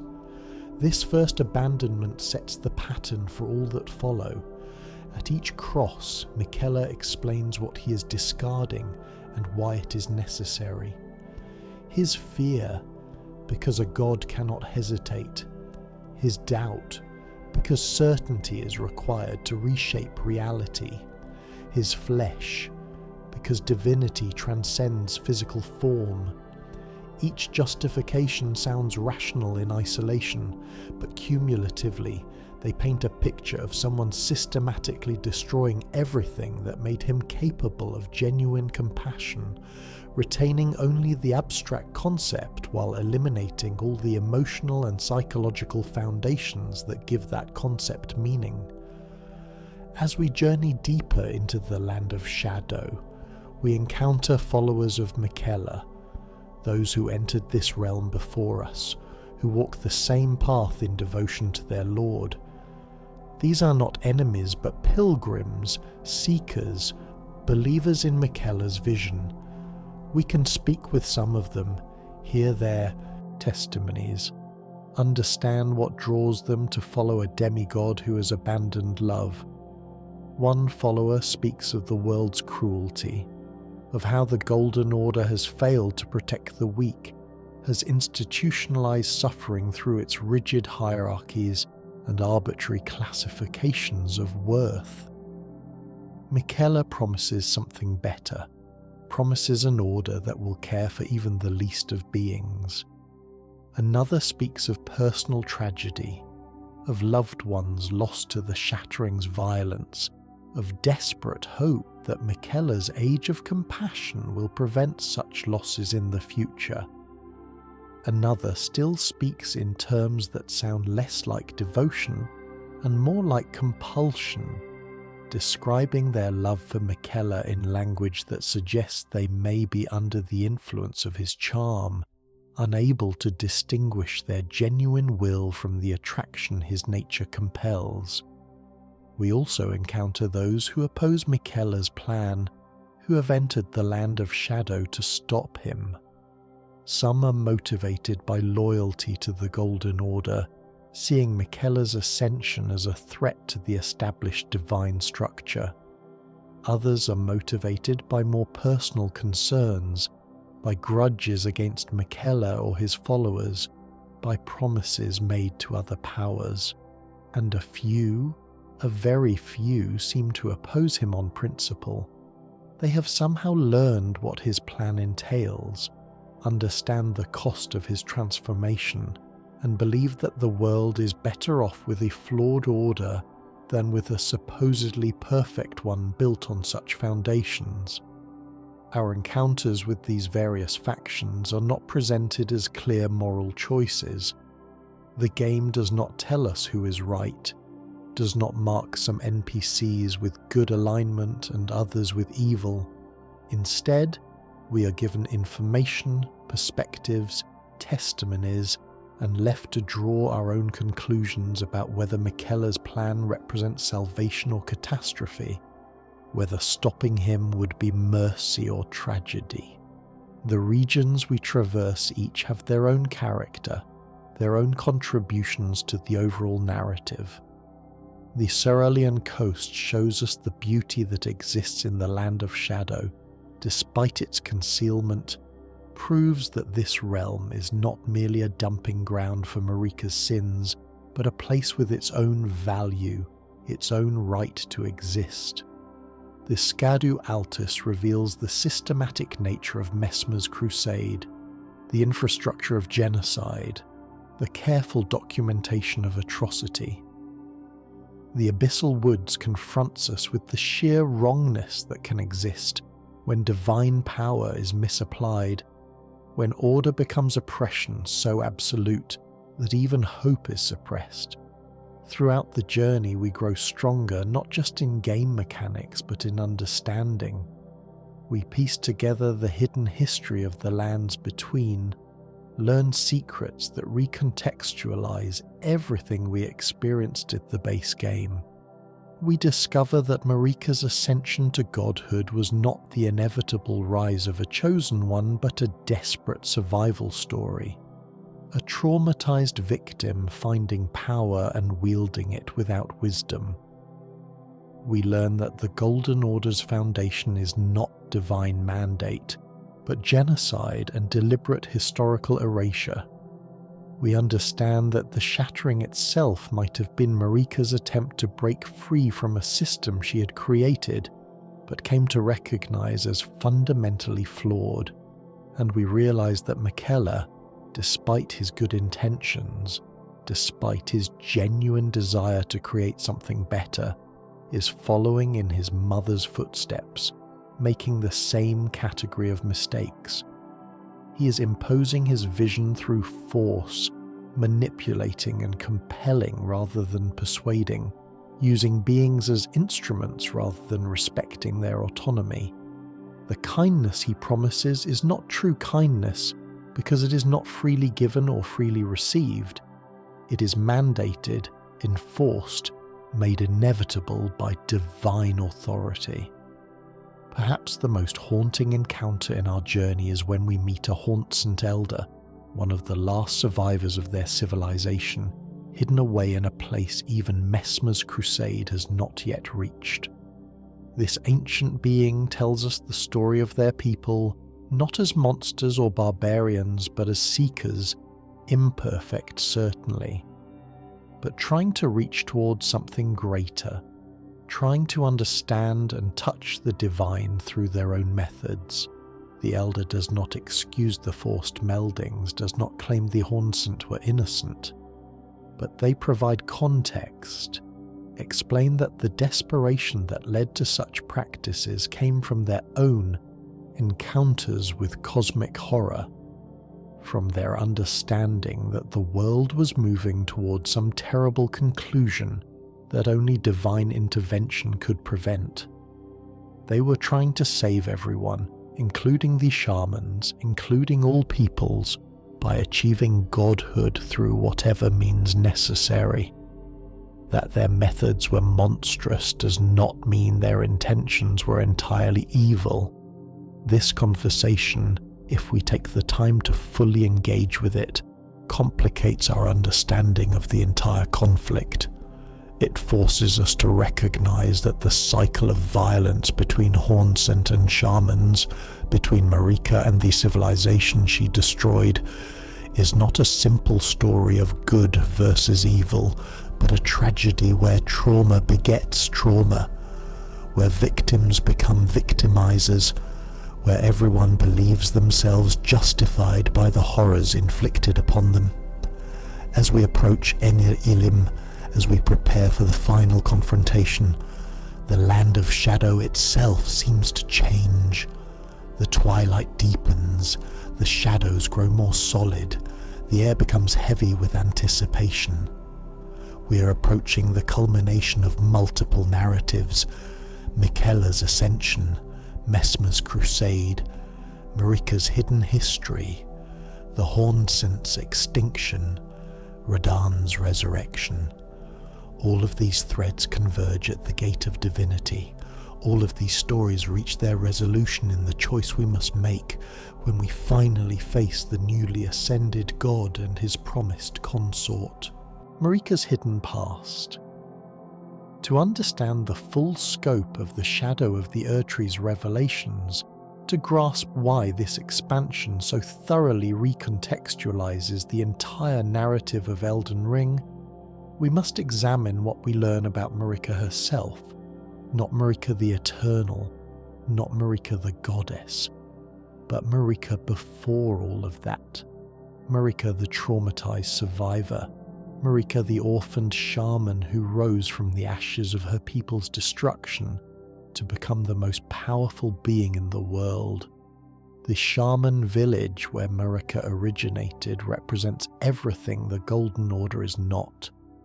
Where the Golden Order is about hierarchy and distinction, about carefully maintained boundaries between categories of being, the shaman culture embraced fluidity and connection. The shamans were not powerful in the conventional sense. They had no mighty warriors, no sophisticated weapons, no fortifications to defend their settlements. But they had a profound spiritual sensitivity, an ability to perceive and interact with the subtle forces that underlie reality, a gift that made them valuable to those who sought to manipulate such forces and vulnerable to those who sought to exploit them.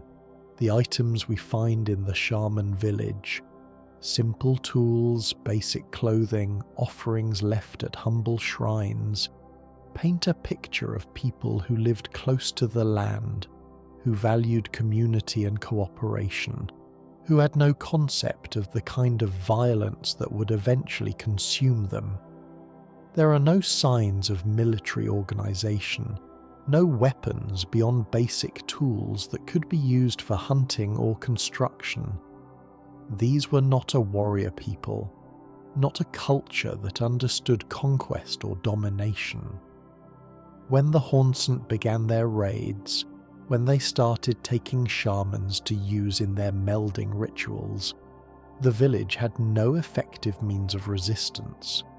Some shamans may have gone willingly at first, convinced by promises that their sacrifice would serve a greater good, that their contribution to the creation of Jar Saints would help the Hornsent achieve divinity and usher in an age of blessing for all peoples.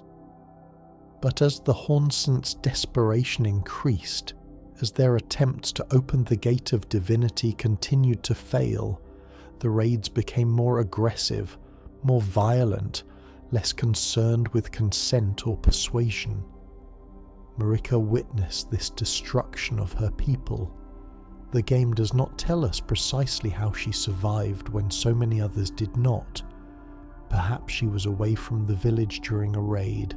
Perhaps she hid successfully. Perhaps some Hornsent took pity on her.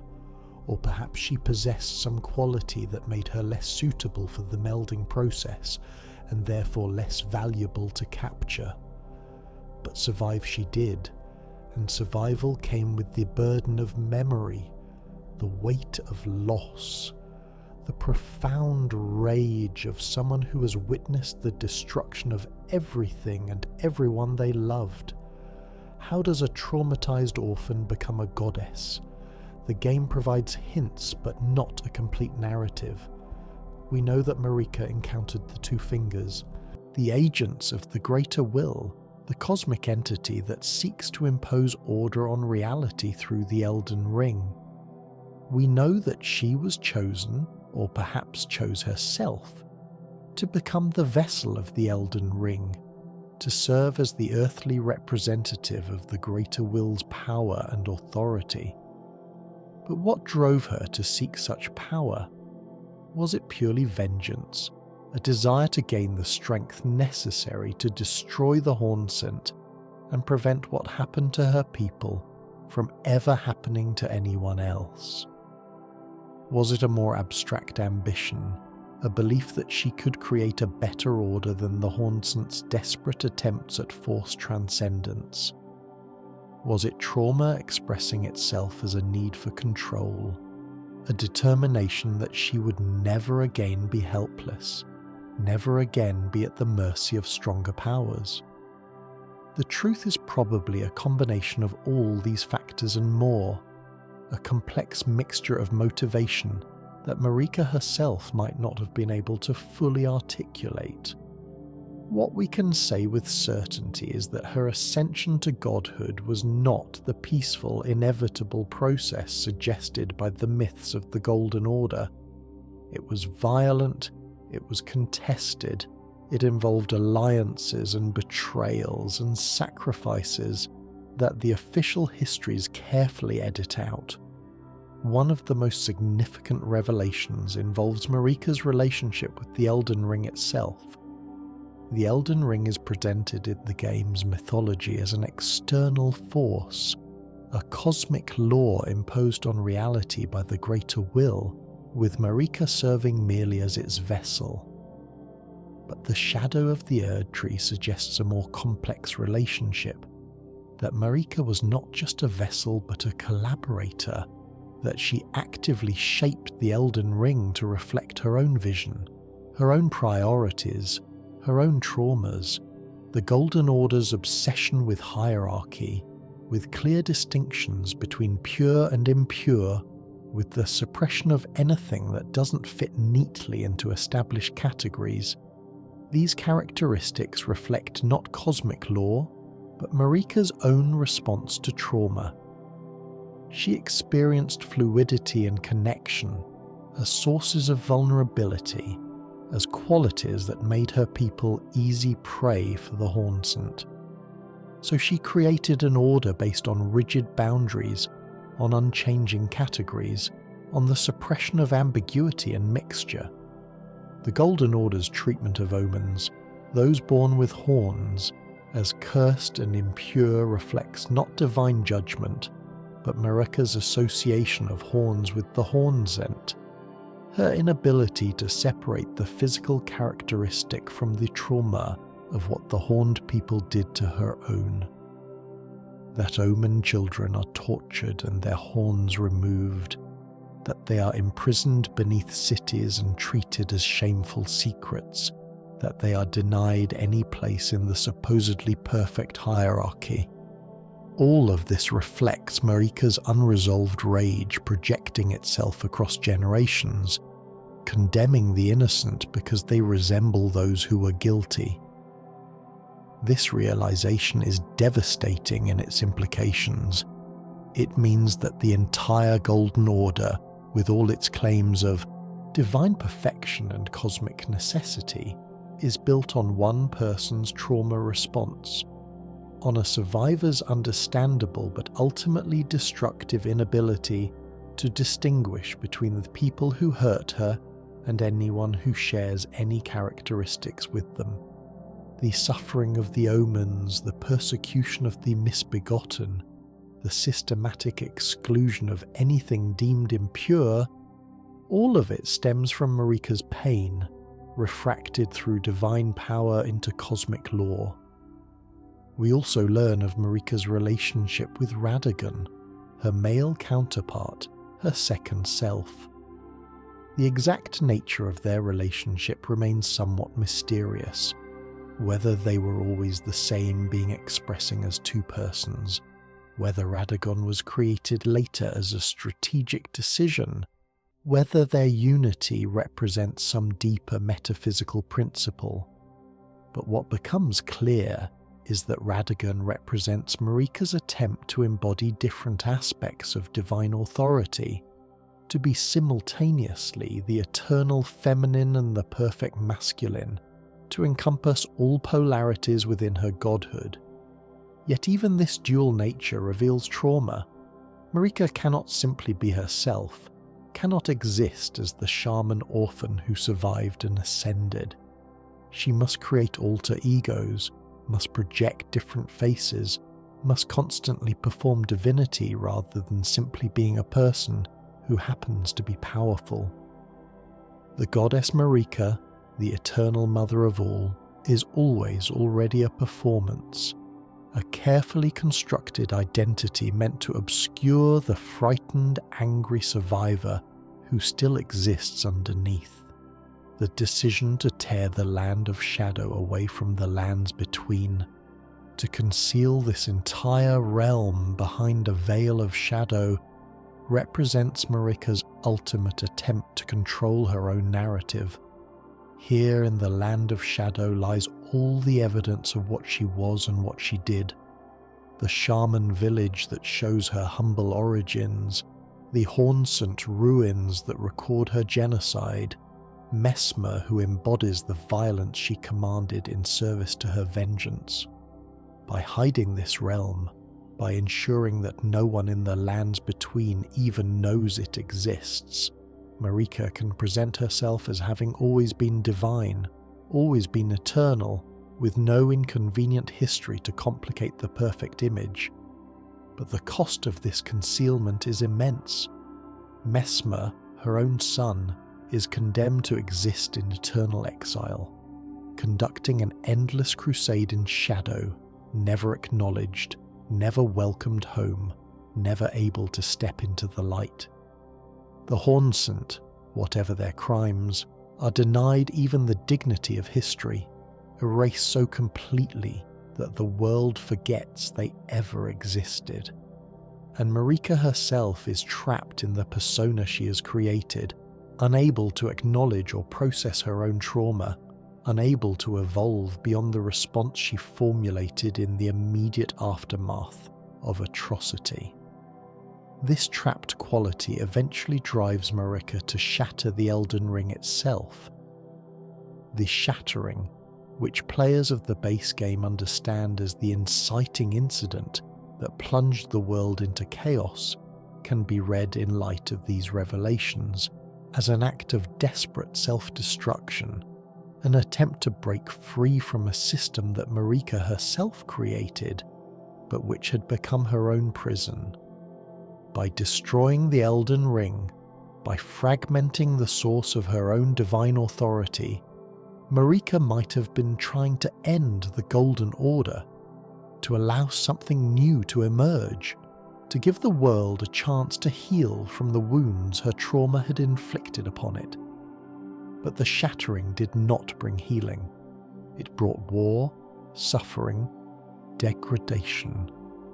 The demigods fought over the fragments of the Elden Ring, each trying to claim enough power to become the new god, none willing to consider that perhaps godhood itself was the problem. The land was scarred by their battles. Ordinary people suffered and died by the millions, and ultimately the greater will had to intervene by calling the tarnished back to the lands between, by manipulating fate itself to try to restore some semblance of order. Miquella, in his own way, is trying to succeed where his mother failed. He recognizes that the Golden Order is broken, that it reflects Marika's trauma rather than cosmic truth, that a new order is needed. But in pursuing his vision, in walking the path to godhood, he risks repeating Marika's mistakes, creating a new order that reflects his own limitations and blind spots rather than genuine cosmic compassion. The parallel between mother and son is deliberate and tragic. Both start from a place of genuine pain and justified grievance. Both possess immense power and noble intentions. Both attempt to reshape reality to prevent future suffering, and both fail to recognize that divine power cannot heal trauma, that imposing order from above cannot address wounds that require recognition, processing, and genuine compassion. The kind of compassion that accepts imperfection, that allows for messiness and ambiguity, that doesn't require the systematic erasure of inconvenient truths. The final confrontation. Enerilim rises before us, a city of impossible architecture, a realm where the normal rules of space and time bend and blur, where the boundary between physical and metaphysical grows so thin as to be nearly meaningless. This is the destination of Miquella's journey, the location of the gate of divinity, the threshold beyond which lies true godhood, not the fractional divinity of demigods, not the contingent authority of an Elden Lord, but the fundamental cosmic power to reshape reality according to will. The ascent to Enerilim is treacherous, both physically and spiritually. The paths twist and loop, leading through impossible geometries where walking forward brings you to places that should be behind you, where up and down lose their conventional meanings. The architecture suggests the work of something not entirely human, or perhaps something that existed before the concepts of human and inhuman had solidified into distinct categories. We fight our way through defenders, not merely guards, but beings that seem to be part of Enerilim itself, manifestations of the realm's own desire to remain inviolate, to preserve the sanctity of the gate of divinity. These are not enemies driven by malice, but guardians fulfilling their purpose, testing the worthiness of any who would approach the threshold of godhood. As we ascend, we encounter the final Miquella's cross, the last fragment of his being left behind. Here he has abandoned his very self, his identity, everything that tied him to the person he was. What approaches the gate of divinity is no longer truly Miquella, but a will purified of all individual characteristics, a purpose stripped of personality, an intention unencumbered by the limitations of personhood. He has achieved what he set out to achieve. He has transcended his nature, dissolved his very being in pursuit of divinity. The question we must ask ourselves as we stand before this final cross is whether what he has become is still deserving of the compassion it claims to represent. Can a being without love truly create an age of compassion? Can a god without fear exercise appropriate caution? Can one who has abandoned self truly care for others, or has the very capacity for genuine caring been discarded along with all the other supposedly limiting aspects of humanity? St. Trina's words echo in our memory. Make Miquella stop. Grant him the death that will be his deliverance. We understand now why she pleaded thus. She recognized that the transformation Miquella undergoes strips away not just weakness, but the very qualities that made his vision valuable, that gave meaning to his dream of a gentle world. What will ascend through the gate of divinity is not Miquella the kind, but something else entirely, something that knows the words of compassion, but has forgotten what compassion feels like. At the summit of Enir Elim, before the gate of divinity itself, we find Miquella transformed. He stands radiant with divine light, no longer the eternally young demigod, but something approaching the abstract, a being of concept rather than flesh, of law rather than person. At his side stands Radahn, restored and transformed into the promised consort, bearing the might necessary to enforce Miquella's gentle order on an unwilling world. Miquella speaks, and his voice carries the weight of cosmic authority, the inevitability of divine decree.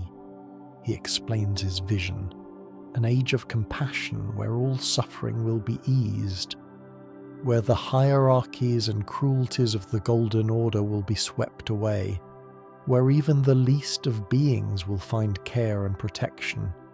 It sounds beautiful, sounds like salvation, sounds like everything the wounded world needs.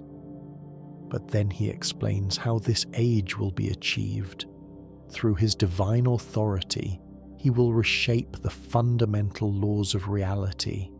He will eliminate the capacity for certain kinds of suffering, will make cruelty impossible, will enforce kindness as a cosmic law rather than a choice.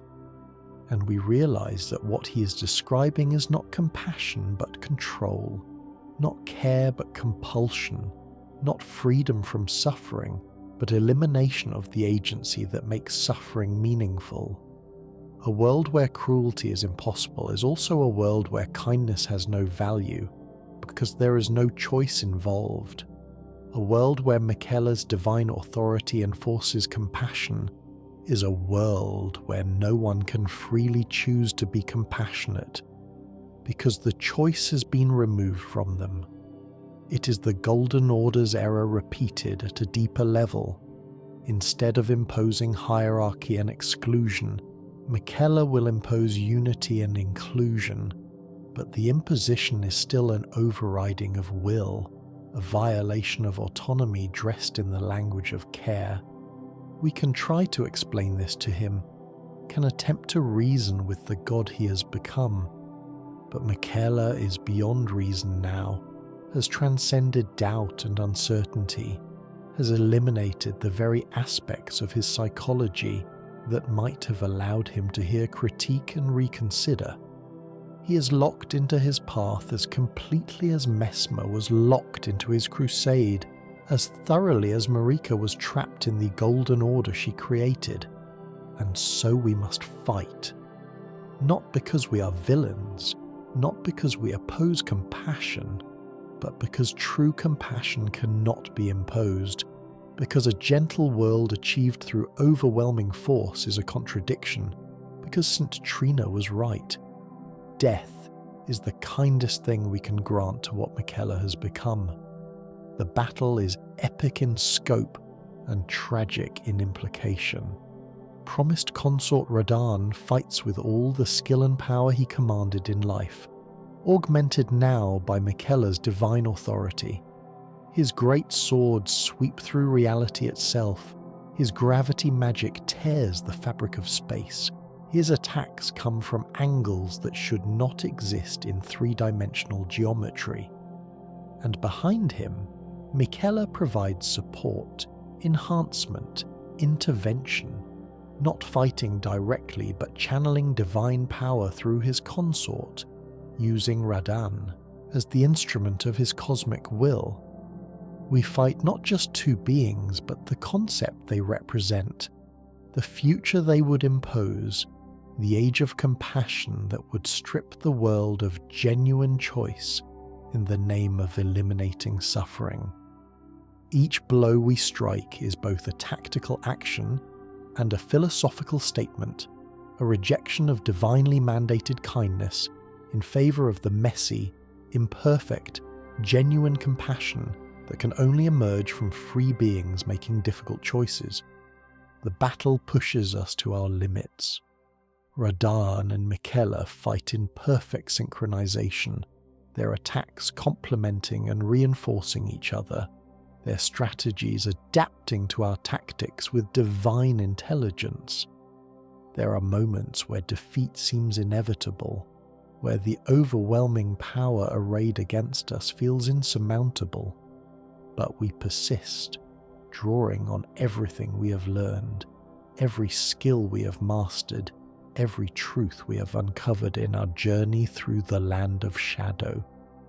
We fight with the memory of St. Trina's plea, with the understanding of Marika's tragedy, with the recognition that gods who claim to know what is best for everyone are ultimately tyrants, no matter how benevolent their intentions.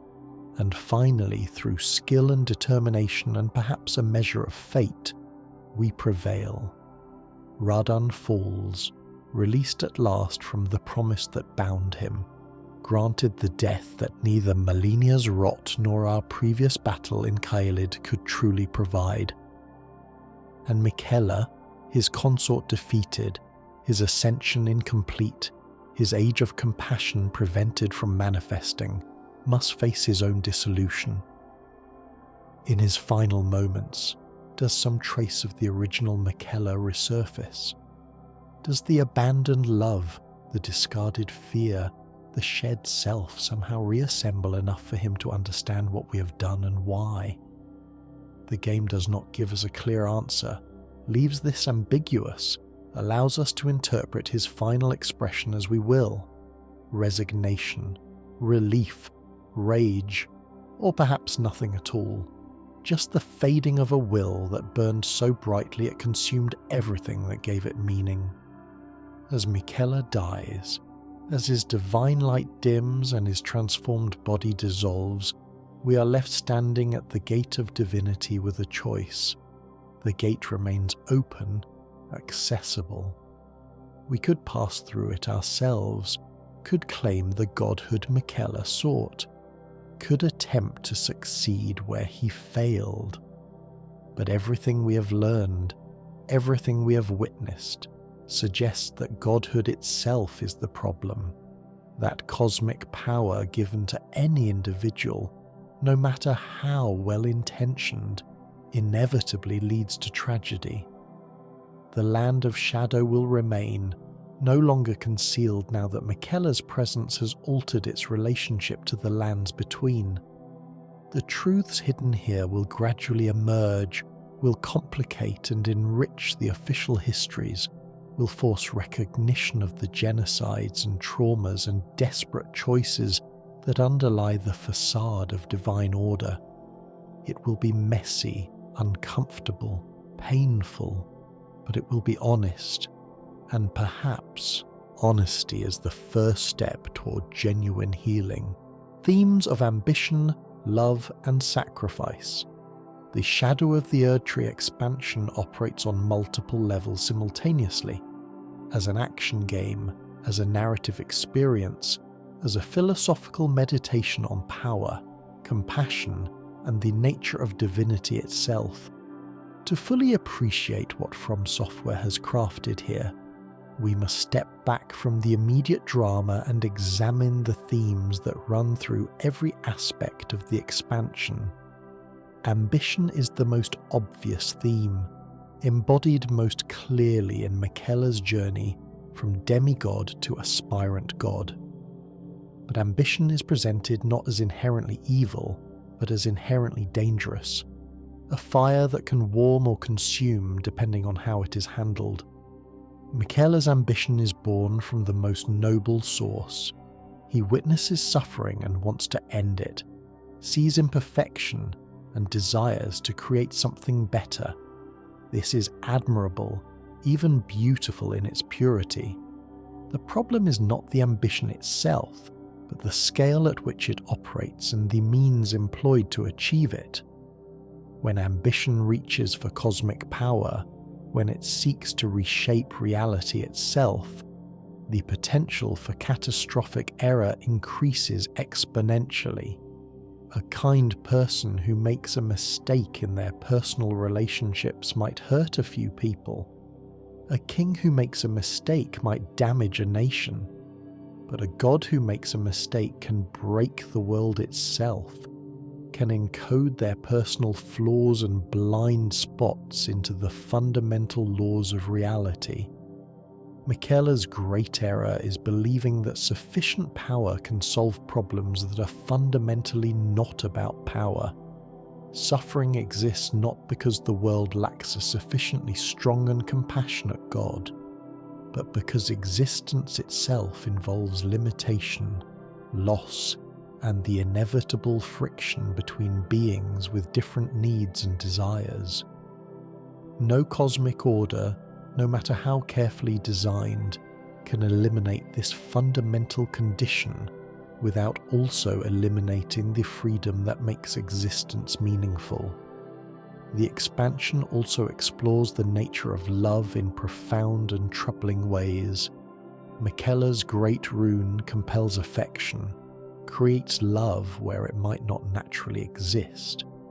This makes him deeply sympathetic on one level. Imagine the loneliness of never knowing if anyone truly loves you, or if they are simply responding to your nature. But it also makes him dangerous, because he has the power to manipulate the deepest and most important human emotions, to turn free beings into devoted followers without their awareness or consent. When Miquella abandons his love as part of his transformation, he believes he is eliminating a weakness, removing something that might cloud his judgment or cause hesitation at crucial moments. But love is not merely an emotion or a source of personal attachment. It is the foundation of genuine ethical consideration, the basis for caring about others as ends in themselves rather than as means to achieve our goals. A being without love cannot truly be compassionate, because compassion requires caring about others for their own sake, feeling their suffering as something that matters independently of its usefulness to our plans. What Miquella creates in abandoning love is not purified compassion, but something more akin to utilitarianism, a system that might produce good outcomes as measured by abstract metrics, but which lacks the fundamental respect for individual persons that makes those outcomes genuinely valuable rather than merely efficient.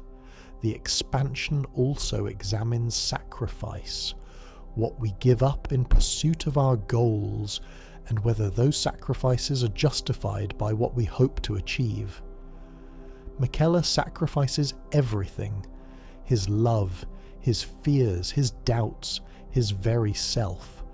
believing that these sacrifices are necessary to achieve the power needed to create his gentle age.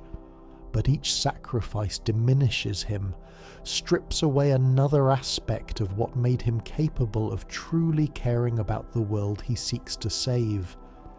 This paradox is at the heart of the tragedy. To gain the power to impose compassion, Miquella must sacrifice the qualities that would make that compassion genuine. The more capable he becomes of reshaping reality, the less connected he is to the reality he seeks to reshape. By the time he reaches the gate of divinity, he has become so purified of limiting characteristics that he is essentially an abstraction, a purpose without a person, a will without wisdom. The same pattern appears in Marika's story. She sacrifices her humanity, her identity as a shaman, her connection to her origins, in pursuit of the power needed to prevent future atrocities like the one that destroyed her people. But in doing so, she becomes capable of committing her own atrocities, of imposing her trauma on the entire world in the form of the Golden Order's rigid hierarchies and systematic exclusions. The power she gains comes at the cost of the empathy and perspective that might have allowed her to use that power wisely. Messmer sacrifices his identity, his place in the world, his very existence in the official histories in service to his mother's vengeance. He becomes a weapon, a tool of genocide, an eternal crusader in shadow. His sacrifice is not chosen but imposed, yet he accepts it, continues to fulfill his terrible purpose even when he clearly understands the horror of what he is doing. His tragedy lies not in his sacrifice itself, but in its futility. The crusade he conducts does not actually heal Marika's trauma, does not undo what was done to the shamans, merely creates new trauma, new suffering, new cycles of vengeance that will echo through ages. The expansion also explores cycles, how trauma begets trauma, how victims become victimizers, how each generation inherits the unresolved pain of the previous and inflicts that pain on the next. The Hornsent traumatize the shamans through their forced melding practices. Marika, a traumatized shaman, rises to power and traumatizes the Hornsent through systematic genocide. Miquella, witnessing the failure of his mother's order, seeks to create something better but risks traumatizing the entire world by imposing his vision through divine compulsion. Breaking such cycles requires something none of these powerful beings manage to achieve: the wisdom to recognize that power cannot heal wounds, that vengeance does not bring resolution, that imposing your will on others perpetuates the very dynamics you seek to end. It requires the humility to accept that you might not have all the answers, that your perspective might be limited, that what seems obviously right to you might appear very different to others. The expansion suggests that true compassion cannot be achieved through divine authority, but only through the difficult, messy, imperfect process of beings choosing to care for one another despite having no cosmic compulsion to do so. The kindness that matters is not mandated but offered freely. The mercy that heals is not imposed but granted willingly. The love that sustains is not compelled but given as a gift. This is why we must stop Miquella, must grant him the death St. Trina begged for. Not because his goal is wrong, but because his method fundamentally undermines that goal. Because an age of compassion achieved through divine compulsion is a contradiction. Because the world he would create would be a prison dressed as paradise, would eliminate suffering only by eliminating the freedom that makes both suffering and joy meaningful. Conclusion and final thoughts. As we stand in the ruins of Erdtree, as the light of Miquella's divinity fades and the land of shadow begins to settle into whatever new equilibrium will emerge from these events, we have time to reflect on everything we have witnessed, everything we have learned, everything we have done in this journey through the concealed realm. The shadow of the Erdtree expansion is not merely additional content for Elden Ring, but a fundamental recontextualization of everything the base game presented. It transforms what appeared to be a straightforward dark fantasy about the corruption of divine power into a meditation on trauma, cycles of violence, and the terrible risks of trying to save the world through cosmic authority. We learned that the Golden Order, which seemed eternal and inevitable, was built on genocide and historical erasure, that its divine perfection was simply one traumatized person's coping mechanism projected onto reality itself.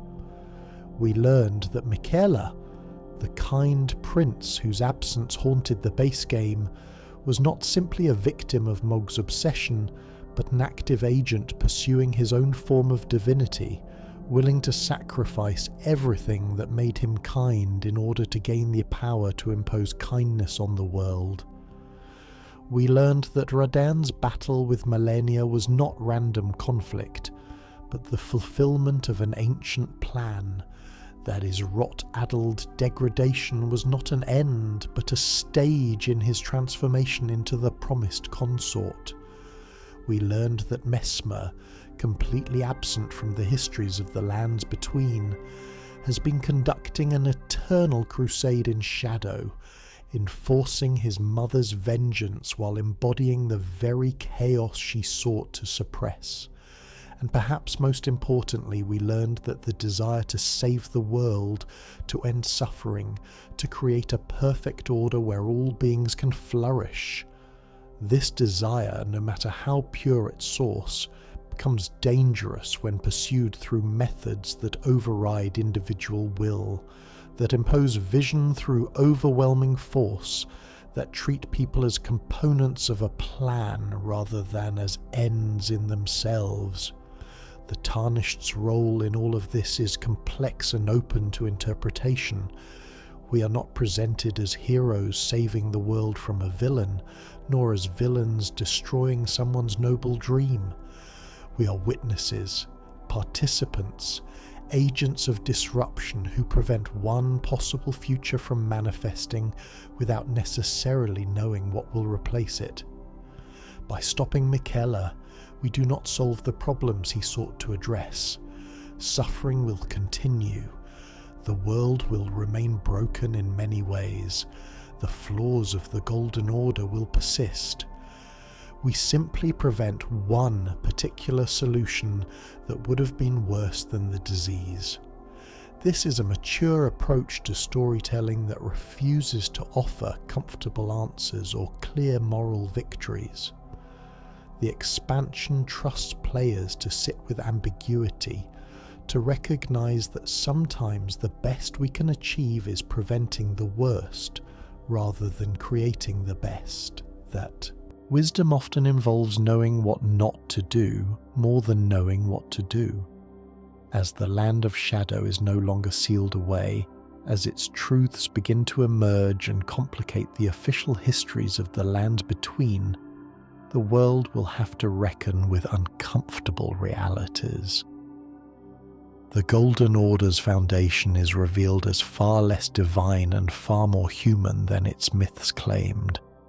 The age of the Erdtree is exposed as built on the bones of an extinct civilization, maintained through the deliberate concealment of inconvenient truths. What comes next is uncertain. Perhaps a new order will emerge, one that learns from the mistakes of Marika and Miquella, that understands the limits of divine authority and the value of messiness and imperfection. Perhaps the world will fracture further, will descend into chaos as old certainties crumble, and new truths prove too difficult to integrate, or perhaps something entirely unexpected will arise, some synthesis we cannot yet imagine. But whatever comes, it will unfold without Miquella's age of compassion, without the gentle tyranny he would have imposed, without the cosmic compulsion to care for one another that would have stripped such caring of its meaning.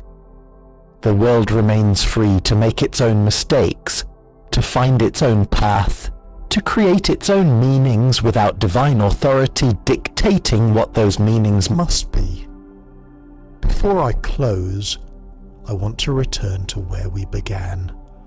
I asked you then where you were listening from, invited you to engage with this content, to share your thoughts and reflections. Now that we have journeyed together through the land of shadow, through its hidden histories and tragic revelations, I ask again, leave a comment below. Tell me what aspect of this story resonated with you most deeply. Was it Miquella's tragic transformation, Marika's hidden past, St. Trina's plea, or perhaps something else entirely? What questions do you still have? What interpretations do you disagree with? The beauty of From Software's storytelling is that it invites interpretation, offers fragments that players must assemble into understanding, creates space for disagreement and discussion.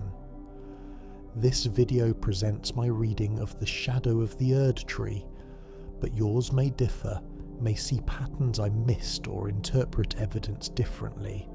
That's not only acceptable but valuable. The story becomes richer when viewed through multiple perspectives. If you found this deep dive helpful, if these hours of lore exploration brought you understanding, comfort, or simply companionship in the quiet hours, please consider liking this video and subscribing to the channel. It helps enormously in allowing me to create more content like this, to explore other games and stories with the same depth and care, to build a community of people who appreciate thoughtful engagement with the narratives that games can tell. And now, as we close this exploration, as the land of shadow settles into twilight behind us, I want to offer some final reflections meant to ease you into rest, to quiet the mind after such intensity of story and theme. The world of Elden Ring is dark, yes, full of tragedy and difficult truths, but it is also beautiful, filled with moments of genuine connection, acts of surprising kindness, individuals who choose to care for one another despite having no cosmic reason to do so, the tarnished who left messages helping other players, the NPCs who continued to fight for their beliefs even when defeat seemed certain, the countless small acts of solidarity and support that persist even in a broken world. These matter more than any god's grand plan. And in our own world, far from the lands between and the land of shadow, the same principle applies. We live in a time of great complexity, of difficult problems that seem to require overwhelming solutions. But the shadow of the Erdtree reminds us that the most powerful solutions are often not the grandest, not the most forceful, not the ones imposed from above by those certain they know best. The power that matters is the power to choose kindness when cruelty would be easier, to offer mercy when vengeance would be justified, to remain open to perspectives different from our own, even when we are certain we are right. This is harder than wielding divine authority, less dramatic than reshaping reality, more frustrating than imposing perfect order. But it is also more genuine, more sustainable, more respectful of the fundamental dignity of all beings. So as you drift towards sleep, as consciousness fades and dreams begin to emerge, carry with you not the grand ambitions of gods, but the small, steady wisdom of those who understand that care cannot be compelled, that compassion is meaningless without choice, that the gentle world we seek must be built through countless individual decisions to be kind rather than through cosmic mandate. Let the story settle into your mind like falling snow, each revelation a flake that adds to the accumulated understanding, each character a lesson about the complexities of motivation and the tragic consequences of good intentions pursued without wisdom. Rest in the knowledge that the questions raised are more valuable than any simple answers, that the discomfort of ambiguity is the price of genuine understanding. The land of shadow will remain, its stories preserved now in your memory, ready to be revisited whenever you wish, ready to offer new insights on subsequent reflection. But for now, let it fade into the background. Let the intensity of its revelations give way to the peace of simple existence, of breathing and being, of resting in the present moment without the weight of cosmic significance. Thank you for joining me on this journey through shadow and revelation, through hidden history and tragic transformation. Thank you for your time, your attention, your willingness to sit with difficult truths and uncomfortable ambiguities. Thank you for being part of a community that values thoughtful engagement with the stories that games can tell. Sleep well, dear listeners. Dream of worlds more gentle than the lands between. But remember too that even in shadow, even in the darkest places, there is always the possibility of genuine kindness, freely chosen and freely given. That possibility, more than any divine mandate, is what makes existence meaningful, what makes the struggle worthwhile, what offers hope that tomorrow might be better than today. Until next time, rest well, and may your own journey, wherever it leads, be marked by the wisdom to know when to fight and when to show mercy, when to persist and when to let go, when to reach for power and when to recognize that you already possess everything truly necessary, the capacity to care, to choose, to make your own meaning in a universe that offers no guarantees but infinite possibilities. Good night, fellow tarnished. Good night, seekers of lore. Good night, dreamers and wanderers and all who find comfort in stories that challenge and illuminate. The land of shadow awaits whenever you wish to return, but for now, rest. You've earned it.